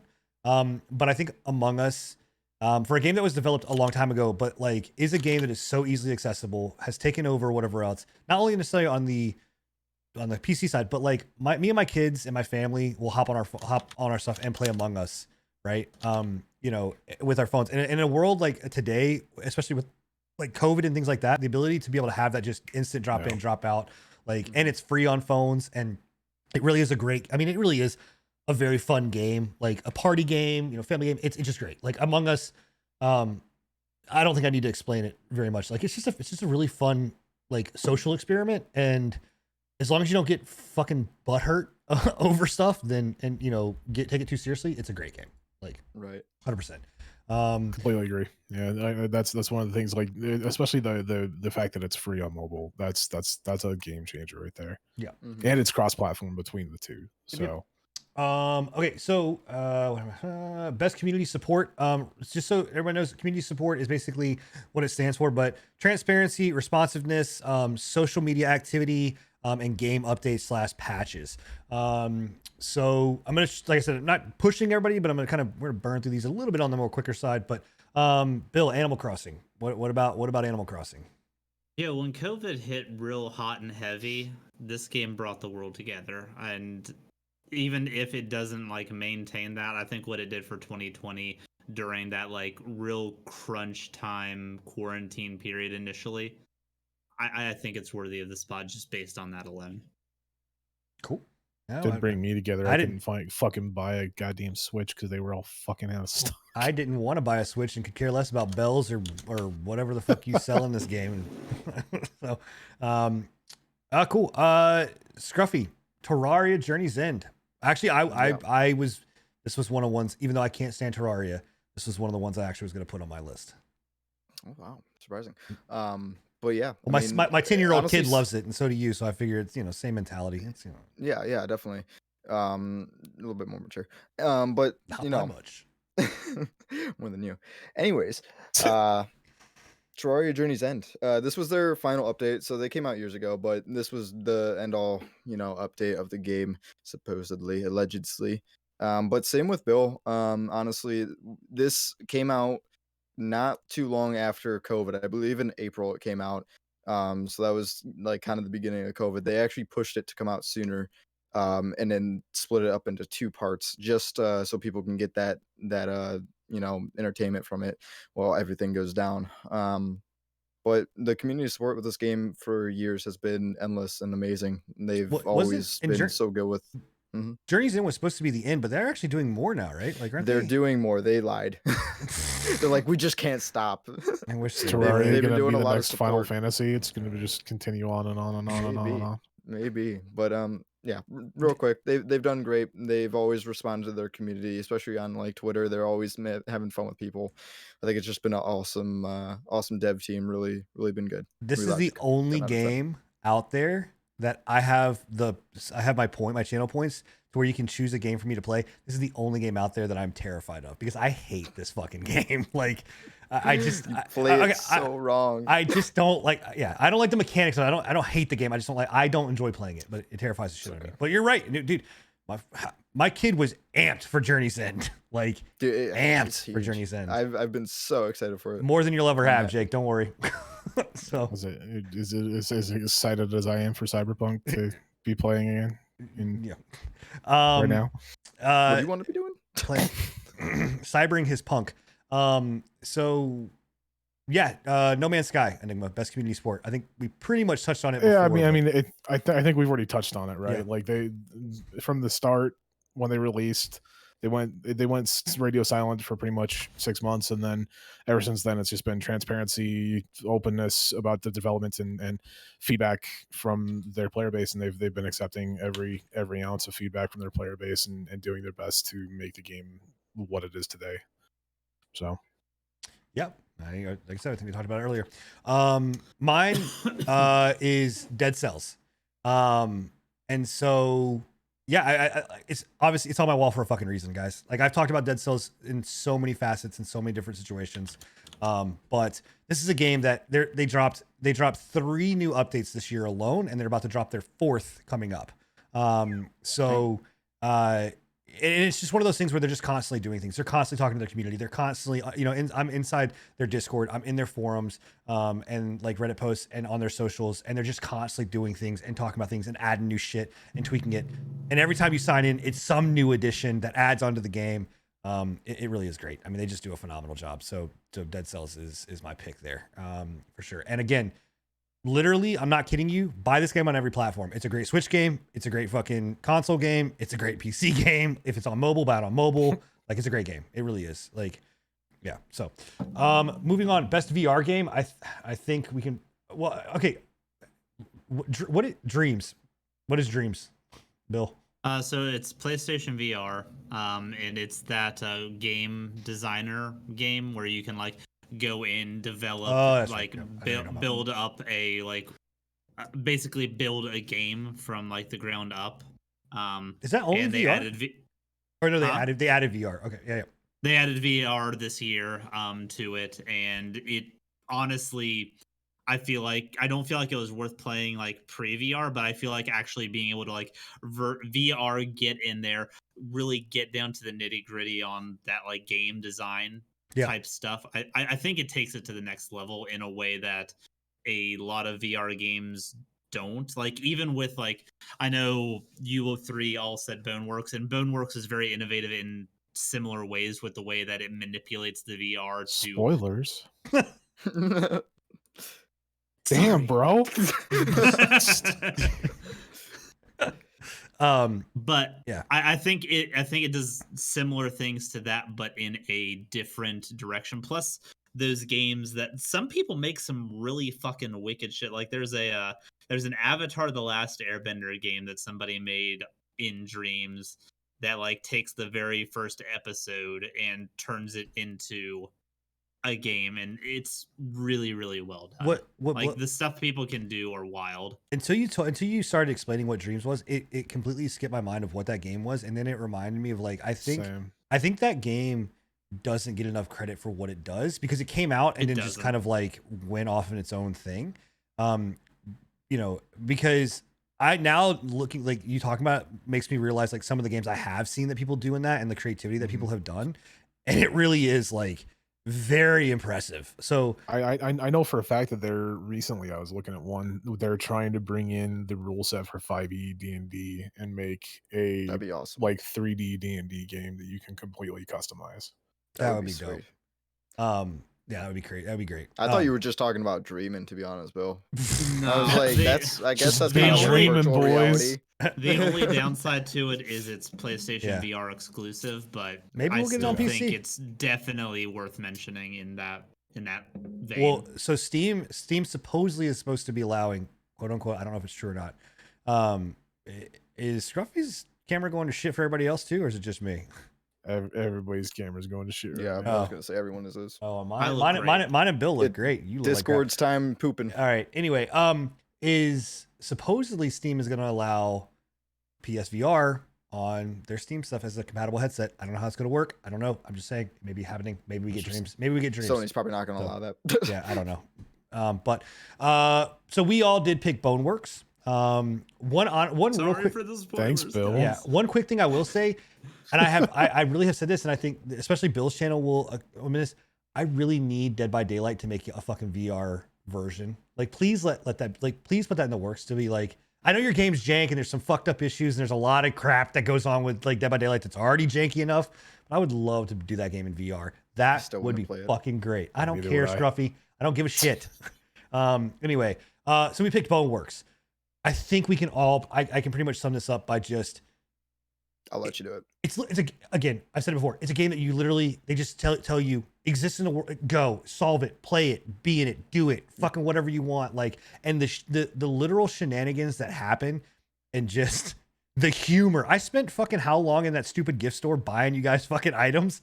That was just fucking, it's the dumbest thing, right? But then like you hop behind the counter and there's a box that's like a tucked away present that you find, and you grab the box and you open the box, like bash the box open, and it's a fucking brick. Like, I don't know. That was my present. Yes, that was your present. We still have that brick, by the way. No, I think I got rid of that brick. It's one of the best weapons. Is the devs of that game are fantastic. Stress Level Zero is amazing, and if you guys don't know them previously from their YouTube channel, that they still do. I've watched their YouTube. They do amazing content. They're super passionate about their games.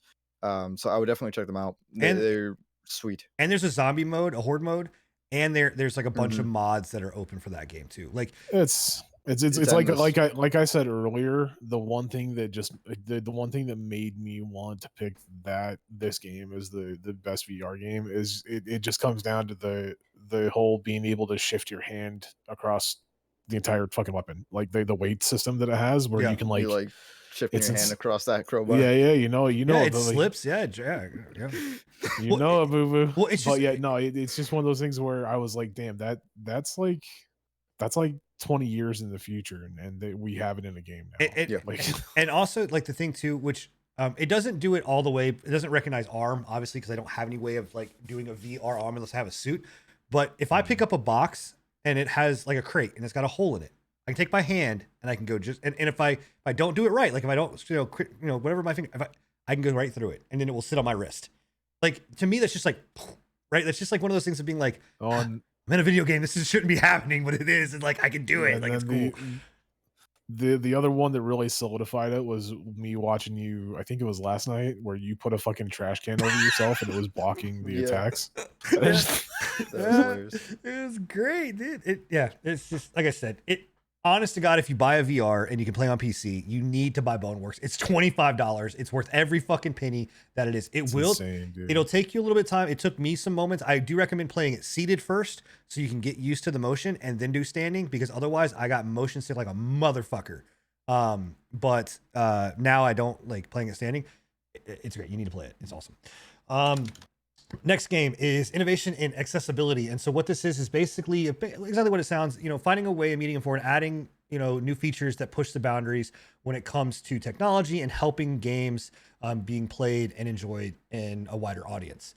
I'm really interested in this one too, Bill. So Phoenix Rising, what is in Phoenix Rising? I didn't understand this one. Yeah, what is, that's an Immortal Phoenix Rising, right? Like the wider audience aspect of it. I know why you guys picked Grounded, and I don't 100% agree with it, but wow, why to spoil it again? Bro, what is with you and the fucking spoilers, man? Oh man. No, the reason I picked Immortals Phoenix Rising is because that game launched on every single console possible. And I think it's on PC as well. So you took accessibility as being like being able, anybody having access to be able to play it's on fucking Google Stadia. It's on the old gen. It's on new gen. Cyberpunk. And it launched perfectly. There was not a single issue with that game's launch. It is one of the most stable games Ubisoft has ever put out there. You want to know why that's the case? Why? Because it was drawn directly out of Assassin's Creed Odyssey. It's literally Assassin's Creed Odyssey. They made a small like basic bitch game out of Assassin's Creed Odyssey, and they were like, "Fuck it, we can sell that." I don't believe you in that regard. It is? From what I've seen of the game, nothing of that game besides the like setting itself says Assassin's Creed Odyssey. The movement, the climbing, the parkour, the way that the person attacks, the bow attacks, every animation is directly out of Assassin's Creed Odyssey. Well, isn't it? I would have to see it side by side. I'm not saying you're wrong. I haven't seen it. Isn't it pitched as like Zelda meets Assassin's Creed? Like, isn't that what it's kind of? It's like Fable meets Zelda meets Assassin's Creed. Yeah, is what they're pitching it as. The game. I see more of a Zelda and Fable twist to it than I do Assassin's Creed, just by the way the world's built, the puzzles are built, the monsters and all that stuff. It strikes me more in that vein than it does Assassin's Creed. But I'll have to go and look at the animations and stuff like that. Okay, for my own edification or just like sanity, does it at least do like something in the vein of like colorblind mode or whatever? Like, does it have any of that stuff? Anybody know? Can I play with my feet or something? Like, I'm actually gonna change my answer. You can't. It's already no. It's too late, bro. I'm gonna change it because honestly, I only went with that vote because it was the popular opinion, and I had no other idea of what made innovations of accessibility. Hold on. Wait. Okay. Well, hold on 1 second. Before you go and change your vote, let me and Enigma explain why we chose this. So yes. You can explain. Yeah. Yes.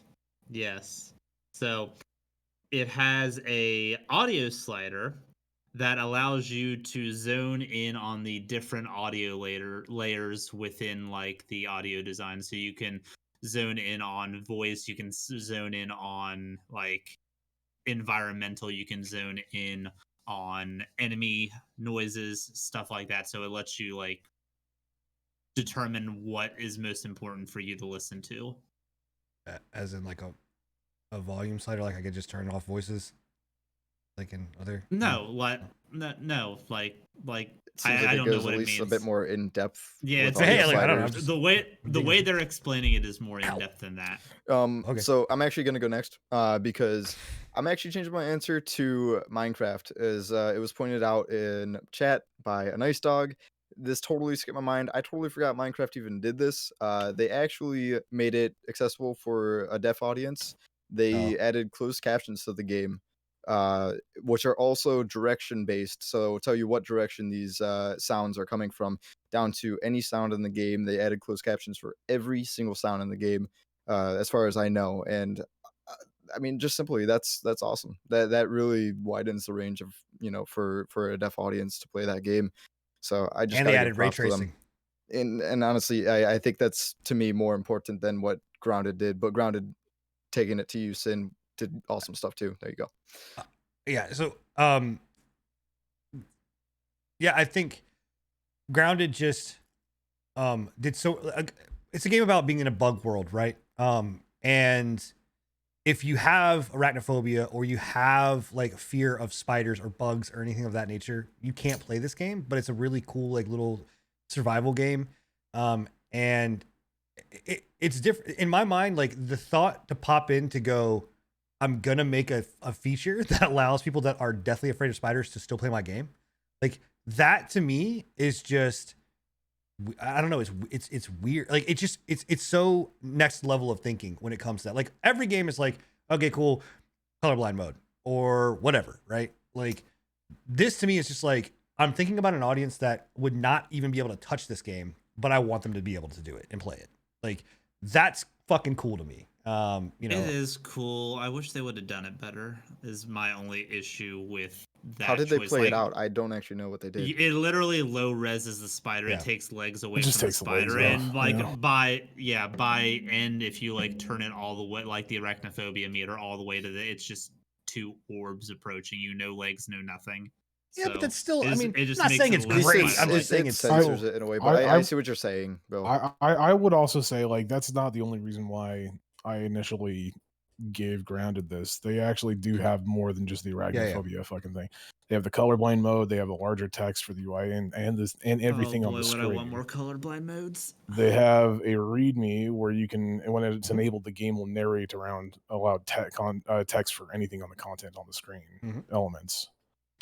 They're subtitles, text to speech for chats, everything. They've got a lot of accessibility options. They also are one of the only games that have was developed and in the control scheme is actually built for people that are paralyzed from the neck down. Like it has a full-fledged control feature that you're able to turn on and toggle for Microsoft's, like they have their that accessibility controller, but then they also have an adaptation that works just with like controls via like your chin or whatnot for paraplegics, and it's built into the game. Like it's not something you have to add in extra. Like that's cool. So that's pretty cool. I'll take that one. Now you feel kind of bad, don't you, dick? I do feel bad. You should feel bad, not only for that, but for spoiling the last two fucking categories. Right? Can you do it for a third time? No, because I'm not going to just give away the entire fucking thing. Also has subtitles that you can put a black box behind to make it easier to read. Oh my god. Okay. Well done, Ubisoft. It also has a start button functionality, which is great. You can play the game. All right. So moving on to best action game.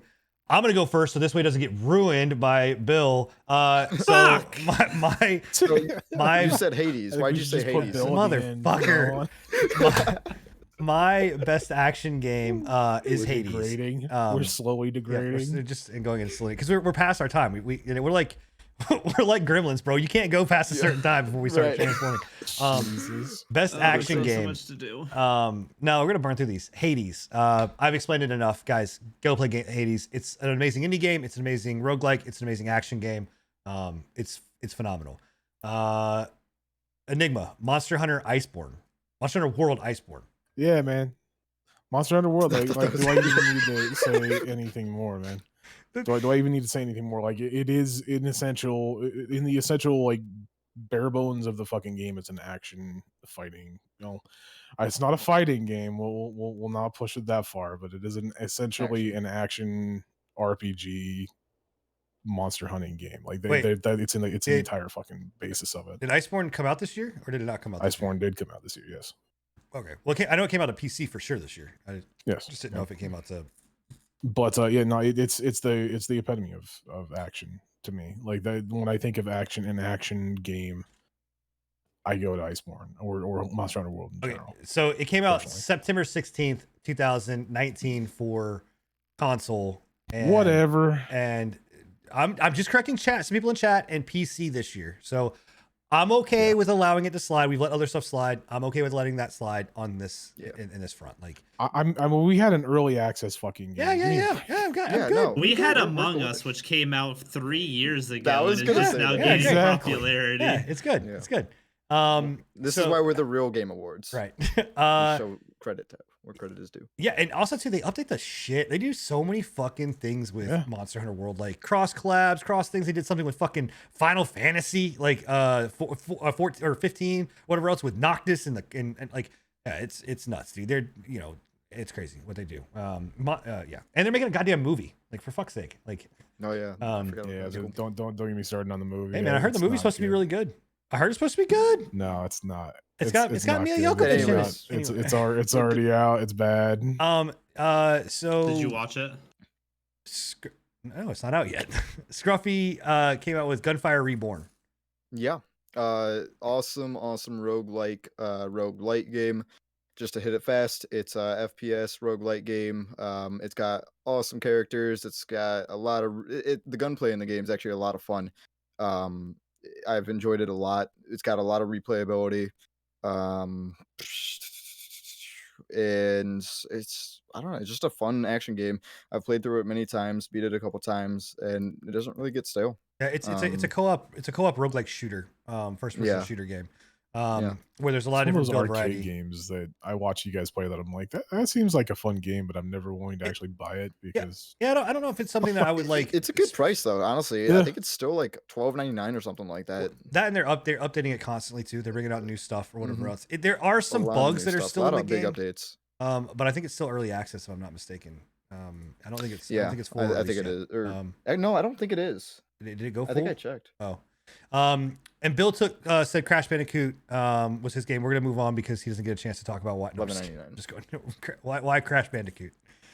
I just think it's a return to No, it form is for early action access. platformers, and it's an extremely well-made return to form for action platformers. And yeah, I want this was a genre that I grew up with. There might be some nostalgia factor there, but Oh, no, Crash is they nailed the old school Crash Bandicoot feel, from like the difficulty of it to how like the world is, and the new playable characters that they added, and I feel like it's a good evolution of that formula, and I feel like it deserves it. Yeah, no, dude, Crash has been in my It's been, like I said, I grew up with Crash. Yep. And in fact, whenever that game came, the Crash trilogy went on sale during one of those sales, I picked it up because I was just like, I don't know if I'm ever gonna play it again, but I need to own it because it's just. I remember playing it on the I believe it was the 64 and 64. Okay, get the fuck out. You're not allowed. You're not allowed to talk anymore. No, it wasn't the goddamn N64. It was a PlayStation exclusive, bro. It was a Sony exclusive. It was PlayStation. Yeah, it might have been the PlayStation then.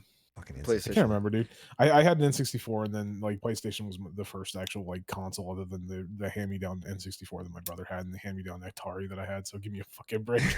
Damn. Okay. Best action adventure game. So Bill, Ghost of Tsushima. Yeah, just for all the reasons that Enigma has mentioned prior, it really does a good job of the world building, the immersion, and then the combat on top of it. I feel it just all brings together that true to form experience that they were wanting to go for. Cool. I to me, this was one of those things where it's like action adventure game, like, you know, because action adventure is around like action game is more like the platformer kind of whatever else, and then action adventure game is more like the, you know, puzzle solving, traversal, something like that. And I'm gonna go mine real quick because I went to Ori and the Will of the Wisp, because even though it's still a action platforming game, still like the combat system was so well done. You know, again, just like the puzzles in that game are, and like the way you have to use the abilities and use different abilities at different times. And in the first one, like, because I know this is something me and Bill actually talked about and kind of went back and forth a little bit on, was like in the first one, it was very reliant on like certain abilities at certain times, and that was it. And you had to use these abilities. You got pigeonholed or like into stuff. And this one, it doesn't really do that. Like you can really solve these puzzles and do stuff in a very different way, which was great. Whatnot. I actually was gonna pick fucking Assassin's Creed, and the only reason I'm mentioning this, and we haven't done this in any other game, any other genre, but the only reason I'm saying no to Assassin's Creed is because fuck the stupid goddamn Abstergo bullshit. That game, that Abstergo shit, and all of that crap ruins that fucking game. Just so I'm saying, it ruins the puzzle solving of that game. Everything else about that game was great. That game fucking blows when it comes to Abstergo shit. Sorry. Yeah. So Genshin Impact for Struffy. Oh yeah, definitely. Like I already stated, I love exploration, and my favorite thing to do is finding secrets, and that comes through exploration. And that game definitely filled my secret hole. Really? What did you just What? say? What are you doing with that game? And where's your phone at right now? I can't. I actually don't know where my mind is. I bought a copy to play and I bought a copy to put inside me. I had many words that I was trying to say, and that's not the combination of words that I wanted. Came to come out real weird. You have a very Moving different on. relationship with Genshin Impact than the rest of us do, bud. Anyways, it's got good exploration. Yeah, it's. I'm just gonna move on. Apparently, it's explored the inside of your butthole. So, My goodness. okay, so Enigma, why Spider-Man Miles Morales? I haven't played it. I've watched it mostly on, because again, obviously, I'm not going to buy a PlayStation, but I think they did a really good job with it. It kind of coattails with the last Spider-Man as well. That, I mean, it's an adventure game. You've got what the fuck are you doing? Trying to get the phone out. Yeah, of trying to get his phone. He's trying to dig his phone out of his butt. So I'm good. Goodness gracious. So yeah, no, it's an adventure game at heart. I think it's got collectibles with the different Spider-Man costumes and everything like that. I think it just, to me, I think it deserves that for sure. Even though I don't think it's a PS5 exclusive, but we won't get into that. It is the original Spider-Man game was a phenomenal fucking game. Yeah. And this game is more of that. And honestly, what I think takes it to the next level for this game is the movement of Miles Morales themselves. Like I don't personally like the story plotline that they went and some of like the in your face bullshit. I don't know, man. There's just certain things that, like, when you go off of like the storyline that Spider-Man the original one did, like, though it's a typical storyline, but like the way it was told, the way they did it, it was done, and like all of the story beats just hit so fucking well. This one just feels like more of the same. Like, it was just like they did more of that same style. But we talked about it when we were talking about the PlayStation 5. I think majorly it was supposed to be a especially DLC expansion, yeah, for DLC, the original yeah. game. And they were just like, well, we don't really have that much going on for the PlayStation 5, so just make it a fucking PlayStation 5 game. But the movement of like how Miles like moves in that world and whatever else is just, I don't know. It's a beautiful fucking thing. It's very gorgeous. Really, like the actual movement system and everything like that. It's amazing. Yep. I didn't leave anybody. Okay, cool. Best RPG. Well, this is no shocker. Demon Souls for Bill. Bill, why do you like Demon Souls so much? It's a new game type that I've never played before, but the footage just looks amazing. Yeah. So Demon Souls is probably the most ambitious of the From Software catalog, believe it or not. There's a lot of things that game did better than any of the other ones, and the only thing that was holding it back was the archaic control scheme. With that being fixed, the audio being upped, it using DualSense and all of that stuff with the PS5, it's just an amazing RPG immersion experience. The mechanics, like, it's standard Souls-like RPG elements, but the way the world adapts to you. So one of the things that this game does that is different. So the worlds are based up into levels, and if you die in human form, so with most Souls games, you have your like undead form and then your human form. If you go in and you die in human form, the game actually gets harder as a fuck you. And if you beat a boss, it gets easier. So it's kind of like ebb and flow on, do I want to go human form and get a 50% health boost and try to push through this next boss, or am I willing to risk that bonus to my stats to be able to beat this? But if I die, the game's going to get harder around me. I just think that's a really neat Did you ever play thing that Demon Souls does that none of the other Souls likes do. Did you ever play Kingsfield? No. That's From Software. That's the spiritual. I know what it is. Yeah. I've never played it. I'd be interested for you to see that. Also, too, just quick knowledge. You know that From Software's other game, other than Kingsfield, Armored Core. Yeah. I did know that one. Such a different like wild, deviation. Dude. It was like Kingsfield, Armored Core, then Souls. Anyway, yeah. No, I think Demon Souls is one of those things where I'm like, if I ever have the opportunity to buy a PlayStation 5 or like play a PlayStation 5 on the cheap or whatever else, I will revisit Demon Souls. I played Demon Souls way back in the day. I beat Demon Souls way back in the day.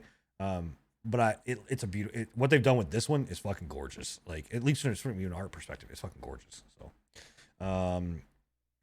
So Outer Worlds for Scruffy. Yeah. I mean, pretty much hitting on what Enigma was talking about before. They Obsidian did an amazing job with this game. They really throw good nods to kind of what New Vegas was, just with the humor and everything. They brought it back perfectly.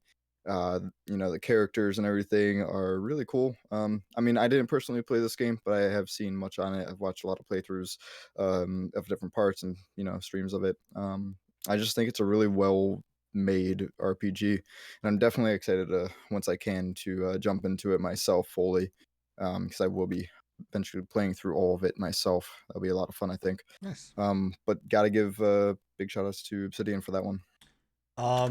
Ghost of Tsushima for Enigma. I mean, I think I pretty much hammered it in pretty What's that game? hard throughout the Have yeah. we? I It's don't just think I've small talked game. about that tonight, Yeah, guys. real small developer Let me just take indie like game. 5 minutes.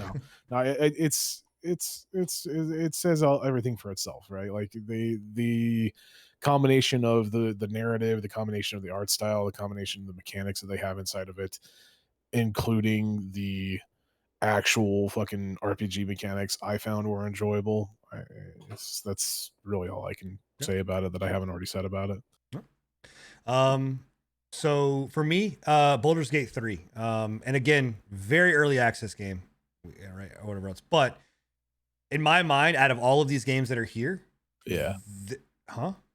I was agreeing with you. Yeah. Oh, out of all of these games that are here, this is a true to the T of what RPG means in my old school mentality of looking at it. This is a true RPG. Not well, Outer Worlds too, but like this is that. I mean, this is your game, your choices, your decisions. It's Dungeons and fucking Dragons. Dungeons and Dragons is the OG fucking RPG, you know, and that's what this is. And I'm telling you, like, it's expensive. It's $60 to get into, but if you are a fan of fucking weird glitches, watching a game being developed, but a studio that is going to stick with it and make this game fucking great, and you're a fan of D&D, you need to play this game. Like, you can yeet someone off the top of a fucking building, and Enigma knows that firsthand. Like, fucking Tony, if you're out there, you piece of shit. You yeeted him right off the building. It's great. But it is truly a phenomenal experience, and I recommend playing it. And there's so much diversity in like the way that you play this game. Like it's you'll play it and then have to play it again and have to play it again and have to play it again and again and again and again and again and again because there's just so many different decisions that you can make. Best family game, Bill, Animal Crossing. I pretty well hit it. It's something that you can get a bunch of people together and just have a good time with. The multiplayer is a little limited, but if you have like a household of people, you can just toss the Switch around. One person does one thing, one person does another. You don't necessarily have to be playing multiplayer. Plus, I feel like it's a game that is accessible to like a very large range of age groups. It's not like a big thinker of a game. It's just a chill, fun time. Yeah. Me and Scruffy both said Among Us, and I don't know, man. I've had the most fun stabbing the shit out of my family in the back when they're trying to get in the game when they're trying to get a task done, and then lying to their face as I do it as I kill someone else. Bro, when your wife killed me and giggled and ran away, I was pissed. you just heard.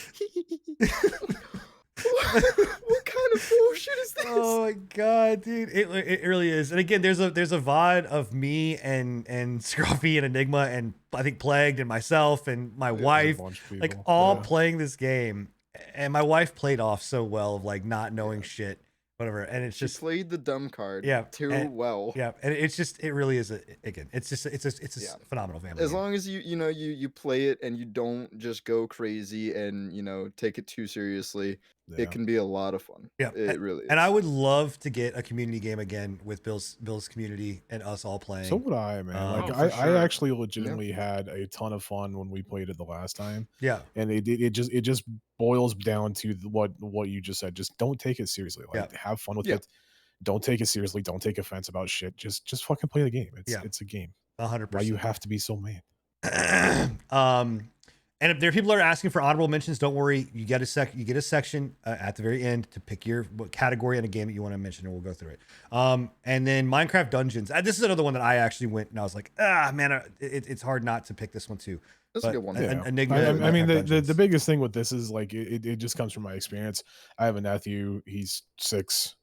Well, he's 5. He's about to be 6 this month. But whenever we go over to his house, I tend him every week on Friday. We get home. He does his fucking homework, and the first thing he says is, "Hey, can we play Minecraft Dungeons?" Yeah, like it's accessible. And we had a blast. Us 3 had a blast fucking playing it. Yeah, and then that's the thing is like that's what I was about to say is it's accessible not only to 5-6 year olds.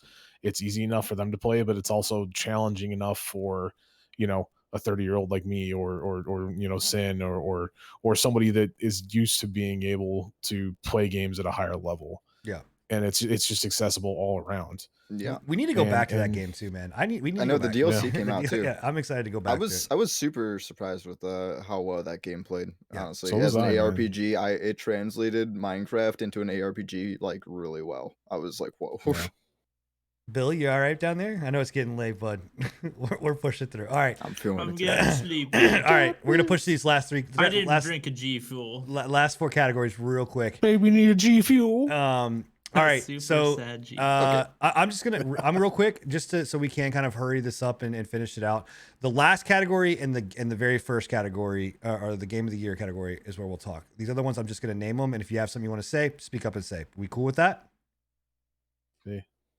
Yeah. Okay, great. Oh, just a few words. Okay, so best sim strategy game. Bill, Microsoft Flight Sim. I almost said that. So It's the best flight simulator on the market it's okay, I as can't far say as it's the only full one, yeah. immersion goes. And it's cool how you can fly to actual places. I'll say that. Sure. Enigma, Crusaders Kings 3. Anything you want to say on that? Yeah. Exist. It's insane. That's about the only thing that I can say is that like the difficulty, it's a true simulation strategy game. Like you have to know what you're doing when it comes to simulation strategy to play. Yeah, that I game don't. successfully. I purchased Crusader Kings 2, and I don't know fucking why, because that game. Yeah. I thought I could just jump into that game and play it. There ain't no. Ain't no. The- jumping- the ain't no big- the jumping biggest into thing- playing that game. I'm a strategy gamer, right? I play Sims and strategy games. Yeah, I can't play that it's game. fucking. It's so brutal. fucking hard. It is fucking brutal. But you can, man. It's all like you talk about like old school back in the day of like wedding somebody off and marrying this person to keep bloodlines all in the fucking thing. Dude, it is fucking nuts. Squad for Scruffy. Yeah. Really, really realistic. Milsim, awesome. Great gunplay. Great gameplay. Only thing is, Community makes it even super worse. hardcore community. Holy fuck, man. I can't join it because of that. I get nervous playing that game, bro. You're getting in there and fucking getting yelled at and commanded and whatever else. Oh It's my nuts, dude. God, I thought I was in actual war, man. Yeah. That game was making me sweat. Yeah, it's ridiculous. Like- they take that even more, just as seriously, if not more seriously, than some of the Arma fucking people. It's nuts.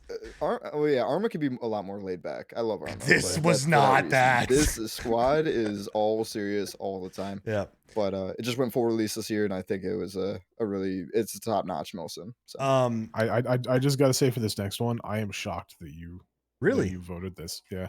So I didn't think that this was even on your radar. But absolutely. I'm sorry to say it, but So- I no, had so- no idea you knew what the fuck Bannerlord was. Yep. So, like this game, like looking at it and watching people play it, and like I watched Burke Black play it, and I've watched a bunch of people play it. It really intrigues the shit out of me. I really love like the concept of what the game is.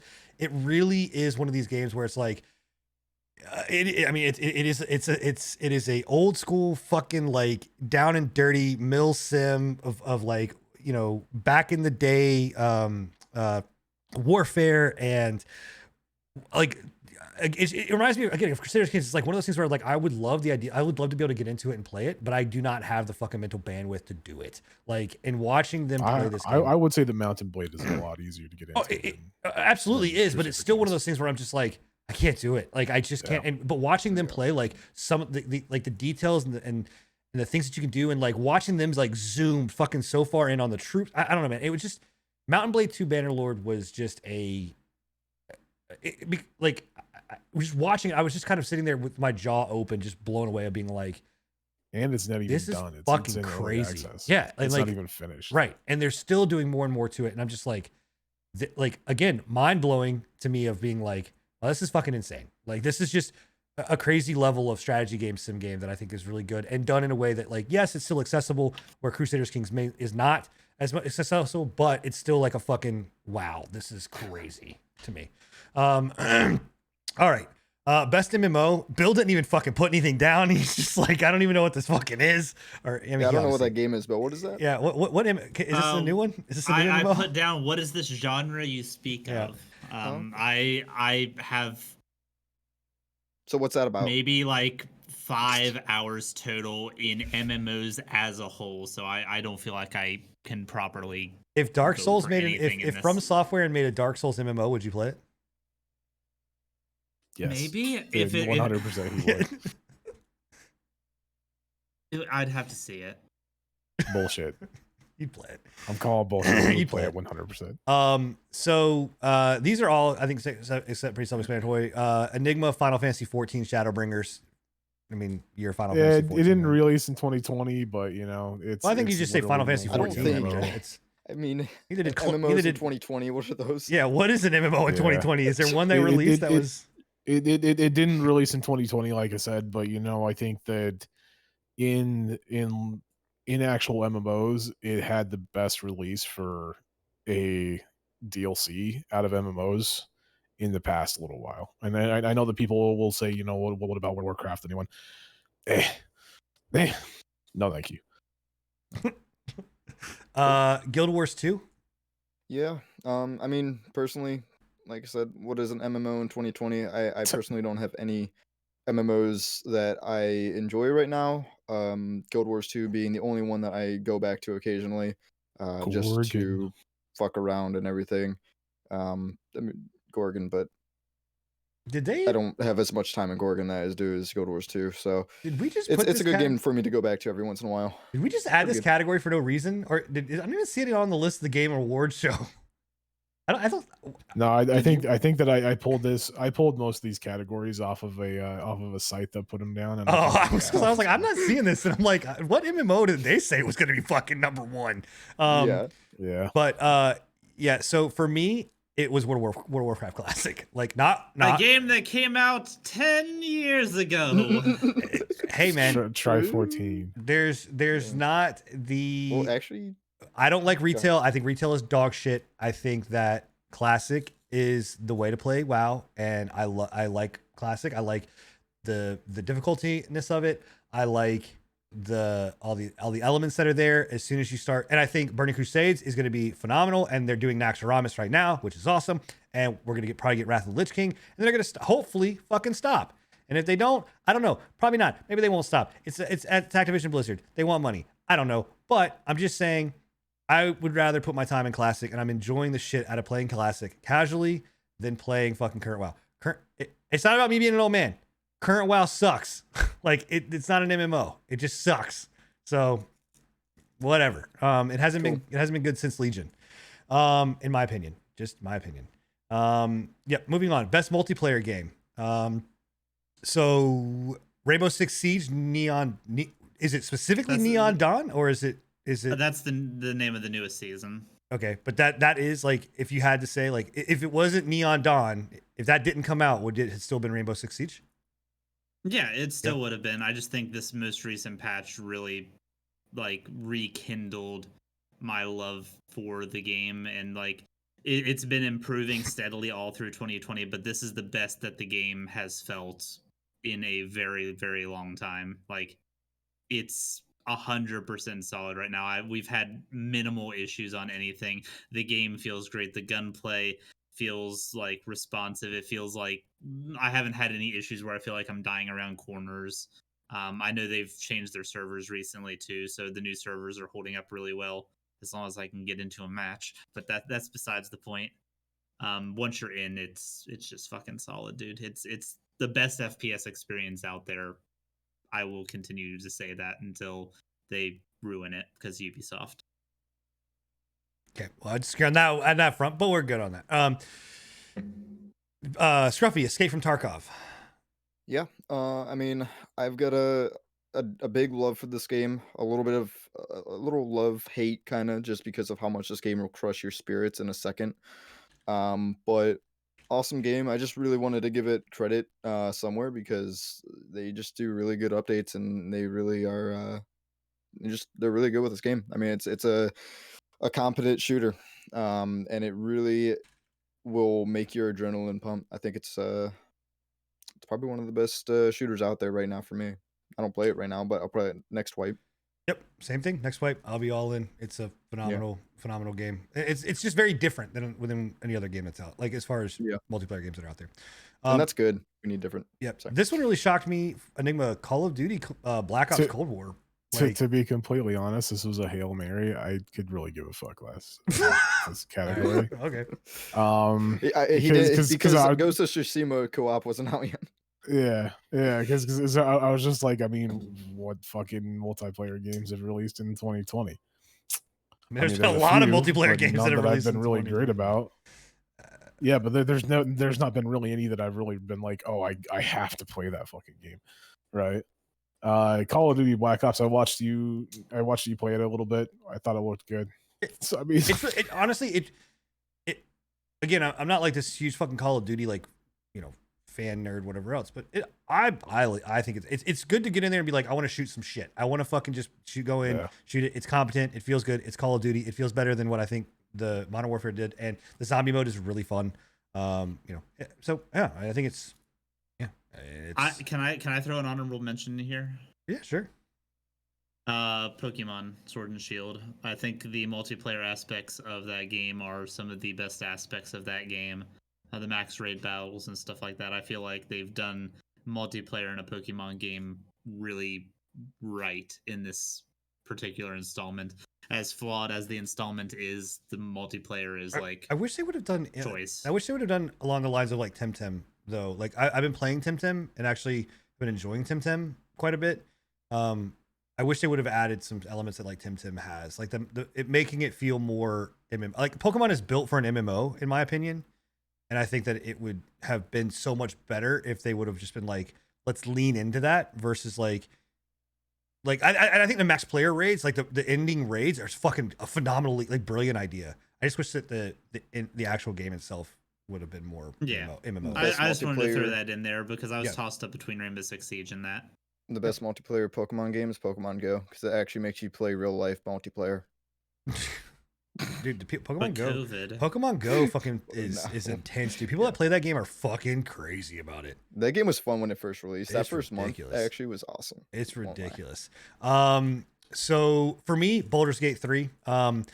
Again, obviously we talked about RPG elements, but you then take RPG elements and you add in your fucking buddies and friends to play with you, and it now becomes even more chaotic, fucking crazy ass mess because again, it's D&D, but it's happening live, and like I'm talking to somebody, and well, actually 9 times out of 10 was no. Well, I don't think in this playthrough we were doing that where I would be talking to somebody and fucking Enigma is over there pickpocketing somebody or vice versa or whatever else. But like it's literally just or getting yeeted off a mountain or whatever. But like it's just you literally playing that game multiplayer adds a whole nother element to that game. That is crazy. It's just it's such a good multiplayer game. It's such a good multiplayer game. Thumbs up. Yep.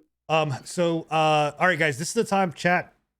If you want to put in your thoughts for any of the categories we went through, or if you want to go in and put in your thoughts for game of the year, this is it. This is the last category. This is the end of the show.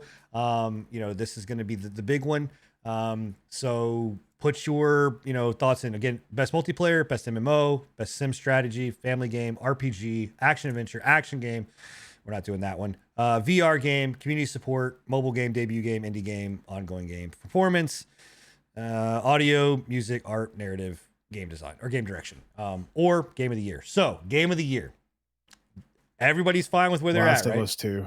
I'm good. You're live. Everybody's locked in, right? I'm locked. Okay, It's good. Last of Us 2, clearly. Enigma says we actually all selected Last of Us 2. You guys having a wonderful night. We'll talk to you guys. We'll talk to you guys next podcast. We'll see you next year. Yeah. Yep. Okay. I'm gonna do these individually, but even though there is a repeat. Bill, Ghost of Tsushima. Like, and I think this is the first time that you actually No, I mentioned it once before. Yeah, one other With, time. So what makes this, it was best action adventure game. So makes sense. Right. Okay. So what makes this your game of the year? So for me personally, it's the Gestalt effect of gaming. I didn't put it down for a lot of categories because I felt like other games like really hit those nails, like those notes better than what this game did in those individual sections besides the action adventure. But I feel like the culmination of like everything that this game has to offer in my head, it makes perfect sense that it should be game of the year. It's got everything above average to exceptional, and I don't think there's many games out there that are that well rounded in their experience. Okay. So I'm gonna Enigma also Ghost of Tsushima, which just makes sense. I mean, he fucking picked it for 9 I was about to say, categories. you guys literally just listen to me gush Yeah, about Ghost of Tsushima for 2 For hours. pretty much every category. So I mean, it's pretty standard what I was going to pick. It's exactly what I've said for the entire night tonight, right? The art style that they use, the the narrative, the storyline behind it, the mechanics, just it all culminated to be, for me, the best game of 2020 personally. And that's saying something, because if I had my option, I would have said Cyberpunk, but I've only played 2 hours of it, so fuck you guys. I hate you for not letting me put it. Oh my god. Okay. Scruffy, Slasher's Keep. Yeah. Well, I was pretty honestly stumped on what my actual game of the year is going to be. Because frankly, I have not. He literally just filled it out. Yeah, when we I started did. tonight. I had no idea. I have not played really any notable games that have impacted me this year. And honestly, I don't think Slasher's Keep has really impacted me yet, but I think it's going to. So I'm gonna give it to it anyways, for me personally, because I'm having a lot of fun with it, and I can see myself continue to have a lot of more fun with it. It's so I hope I can justify it being my game of the year by putting more hours into it. I really think I will, but there'll probably be a time I get burnt out of it realistically, because I get burnt out of a lot of games. But as long as I can get some good fun out of it, it's gonna be my game of the year, because there has not been any good games this year for It's me. not true. Okay, I don't know if that's 100% true, but what I say is it's a powerful statement to have the games that have come out this year, big or small, and for this one to at least even pop up in your head of being like, this is something that I still am playing and I'm really enjoying, and it's a contender, right? That just shows you. I know like, it just came out too, which is crazy. So like it's only been like not even a month yet, but it's already gave me so much enjoyment out of it that I just feel like it's gonna. Well, give me so much more. Enigma's changing his decision from Ghost of Tsushima to fucking Cyberpunk. I'm going to, man. We were talking about it. I was like, man, if he was able to pick like a month, why can't I pick 2 hours? Like it's the same thing. 3 hours. 2 hours. Do it. I don't care. So yeah, so for me, guys, I think it's I went back and forth on a couple things, but really landed on this. It's Hades. I've talked enough about it. I talk so much about how well done this game is. A very small studio, a very dedicated people, and the game. There's not one thing in this game that I can say negatively. Like, there's not one element of this game that does not hit on every single feature. And I can tell you, right, and again, I say this for anybody that's been in my channel, for anybody that's watching right now, anybody that's listening on the show that has not watched our streams or before, there's a giant Dead Cells poster behind, or like stand up behind my fucking head. And the moment that I can get a Hades one, it will be either replaced or moved down. That's how good of a game that Hades is. And I love fucking Dead Cells. So it's just, I can't gush enough about how well this game is, and for the state of where everything is at, like with all of these games that have come out, and like with Slasher's Keep, this is a game that time and time again I'm finding myself going back and playing off stream, one more run, doing this, playing it again, trying one more thing, and I just enjoy the shit out of it. And there's not one, like I said, there's not one aspect of it that is not good. And it's a fucking like $25 game or $20 game or something like that. And it's worth every penny. And I will buy it on every platform that I possibly can or whatever else. And I will preach it. And if you own a Switch, you need to own it, because it's a phenomenal game on a Switch. But like, it out of the park, knocks it out of, not to me, in my opinion, blows everything that all of these games have done out of the fucking water, just in what it is. But that's just me. So Hades, congratulations, game of the year. Game of the year, guys. So, okay. Did chat, no, I didn't pick Ghost. Fuck Ghost. Did chat have anything else? I mean, there was some meme shit in here. I got 2 honorable mentions here from Nice Dog. Okay. So we've got one, and then Jake. So a Nice Dog 97 is putting Pokemon for the family game. I don't know which Pokemon specifically. I'm guessing I'm the assuming new one. Sword and Shield, yeah. Sword and Shield, yeah. I haven't played them, so if I'll let you speak on it, to how it is, Bill, how good of a family game it is, if you could. Oh, it's Pokemon, man. It's at the base level, it is something that I grew up with. A lot of people grew up with. A lot of people are currently growing up with it, and I feel like the multiplayer aspect of it does lend to that family feel. So yeah, The element. Yeah, but let's be real. First and second gen were the best gens. Just saying. Well, Yeah. so So no. here's the thing. Here's what I will say is that the Pokemon took a turn for a little while and went and down some really weird paths, like with their game. And this Sword and Shield, in my opinion, brought the game back in line with like what makes Pokemon good. You know, I think there's a lot of elements. Like obviously, there's still the aspect of like catching Pokemon and stuff. But with this one, when I played it, it was like, oh yeah, like this is good Pokemon. Like this is Pokemon. This is what Pokemon's supposed to be. Versus some real weird shit that like I said, they went down some different avenues with stuff. So, Yeah. And then for Nice Dog's Game of the Year selection, he's got Animal Crossing. As he says, it's a game that I can watch forever. So Game of the Year. He hasn't played it, but he can watch it forever. So that's gives it to that's a stupid opinion. No, I'm just kidding. but Animal Crossing is there you dope. go. Cool. That game is amazing. Bill, Push to you play do it. have one meme-ish one in your channel from Jake, which I can't disagree is probably true. And then Where's that? I don't even. See okay, it. so Jake 22699 said best RPG is Skyrim because they probably released it this year. They probably released it somewhere Okay. this year. yeah, probably for the Google Stadia. Yeah. Sure. And then we've got Izzy 2589 who says Ooblets for best indie game. And I don't what is Ooblets? I don't know what Ooblets is. I don't want to get into the drama of all the other bullshit. I just want to know what the fucking game is. Like I It's don't like know what it is. Stardew Valley meets what's it called? It's like a pet collection game. Yeah. kind Is it of. like Slime Rancher?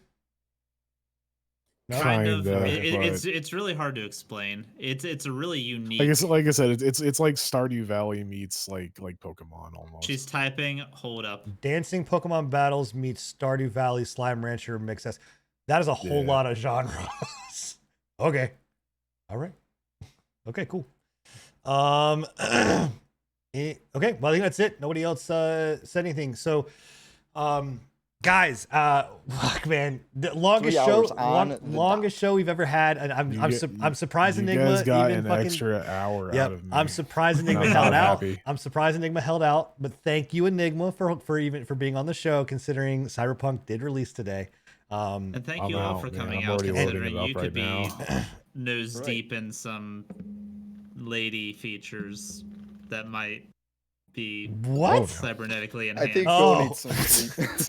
Bill, you need to I go was to- getting I some was weird like, stuff wait a minute, earlier. bro. How did you know what I did before the show with my wife? Never mind. So anyway, guys, chat. Thank you guys so much for being here and hanging out. I hope you enjoyed it. Thank You guys have been asking for this for a while. In fact, since I think the beginning of the year last year or beginning of this year, we were talking about game of the year our for the third year before. episode, Yeah, yeah. like doing a game of the year stuff. And we held off. And I'm so I could not have been happier to do this. And I will say this, guys. This is not just chat, but to Bill and to Scruffy and to Enigma. Thank you guys for being on this show and doing this with me and doing this with us. And you know, because this is the last one until next year. We've got some really big things planned for next year, and we're super excited. But to you three specifically for putting up with my rants and stuff like that, and thank you guys for being on the show. I couldn't do this without you, and you know, this is a family, and Thank I you, love sir. having you guys here and doing Thank this you, with sir. you guys. So, and to chat. I know that I'm echoing what the rest of the stream, or the rest of the group is saying, but seriously, thank you guys for hanging out. 25 episodes in, we've got so many more episodes ahead of us that we're about to bring. I hope you guys have a phenomenal holidays, Christmas, Hanukkah, Kwanzaa, whatever the fuck you may celebrate. Go out there and celebrate and have fun. I hope you love the show. We cannot wait to bring new stuff next year. If you are hanging out, Scruff, are you streaming after this, or are you going to fucking bed? I'm probably going to sleep soon. Going to so sleep. no. Bill is already yawning, so his old ass is going to sleep. I am not. Yeah. I am staying up. I'm going to be playing Cyberpunk 2077. Haven't even touched the game. It's installed. It's ready to go. It's just fresh, fucking He's fresh blind play. It's a blind play. His character. We didn't get to talk exactly about like Twitch drama. himself. It's a blind playthrough. It's a blind playthrough. Just want to make sure everybody knows. Blind playthrough, right? Okay. We had to get some Twitch drama in there, didn't we? Twitch drama bullshit. Blind playthrough. Man, we're literally gonna be like 5 weeks. Twitch drama that we're gonna have. It's gonna be great. It's gonna be Oh so my good. I gosh, can't the wait. whole cast is going to be Twitch drama. Can't wait. But anyway, thank you guys all for being here. Make sure you check out the links, exclamation mark podcast, exclamation mark show. If you're listening to us after the fact, come to the show live whenever we do this, 10 p.m. Eastern, every other Wednesday, starting next year. And we're out of here, guys. Deuces. See ya. Later. Bye, everybody.